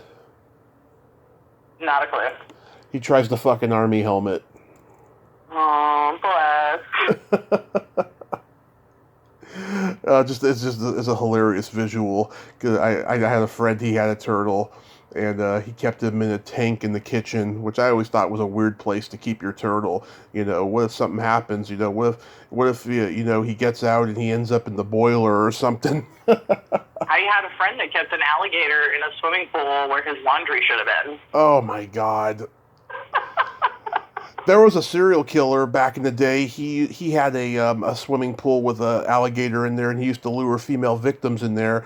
And then Tobe Hooper made a movie about it called Eaten Alive. Why have I never heard about this? This sounds right up my alley. I'm gonna have to do some digging on this one. It's Robert Englund's first horror movie. He plays a crazy guy in it. Also, Caroline Williams, who played Morticia Adams, is in it. Yep. Stuart Whitman, a couple of people. Janice Blythe from The Hills Have Eyes. Her and I have talked about it a couple of times. It's a great underrated movie. It was his follow up to Texas Chainsaw Massacre, and it's what got him Salem's Lot and Poltergeist and all of that. Oh wow! Yeah. I love a good murdery podcast. I know we've covered so many great topics today, Rachel. This has just been a lot of fun. I thank you so much for coming on and helping me end the year right. Yeah, I hope that your listeners enjoyed our conversation, and I appreciate you asking me to come back on again, and I've enjoyed our time. Yes, let's do this again next year, and heck, let's talk privately too. You know, I'll send you my cell phone number. You can call me anytime. Yeah, I need to, since you're into jokes, I'll send you my video of fish jokes. Oh, yes. I've got like a whole Rolodex brain of jokes that I can send you and stuff. I do it all the time. You know, it's what's kept me sane all these years. I just love jokes. Laughter is the best medicine for sure. It is. Well, you have a happy new year, and stay safe out there, and we'll talk again soon. Thank you, Tommy. I hope you have a great New Year's as well, and here's to 2022, okay? Yes, here's to 2022, and keep your head up. All right, my friend, you take care. Okay, you too. Bye-bye. Bye. Well, there you have it. Rachel Klahr. Ain't she a sweetheart? Oh, I just love her. She is the real deal, and she's just so funny and fun and entertaining. 325 interviews this year. I've been blessed. Thank you so much, God. Let's keep it going. Next year, it's going to be a real toe curler. Well, till next time, this is Tommy Throwback Kovac saying there's no shame in living in the past because the present sucks. Later, dudes, and Happy New Year!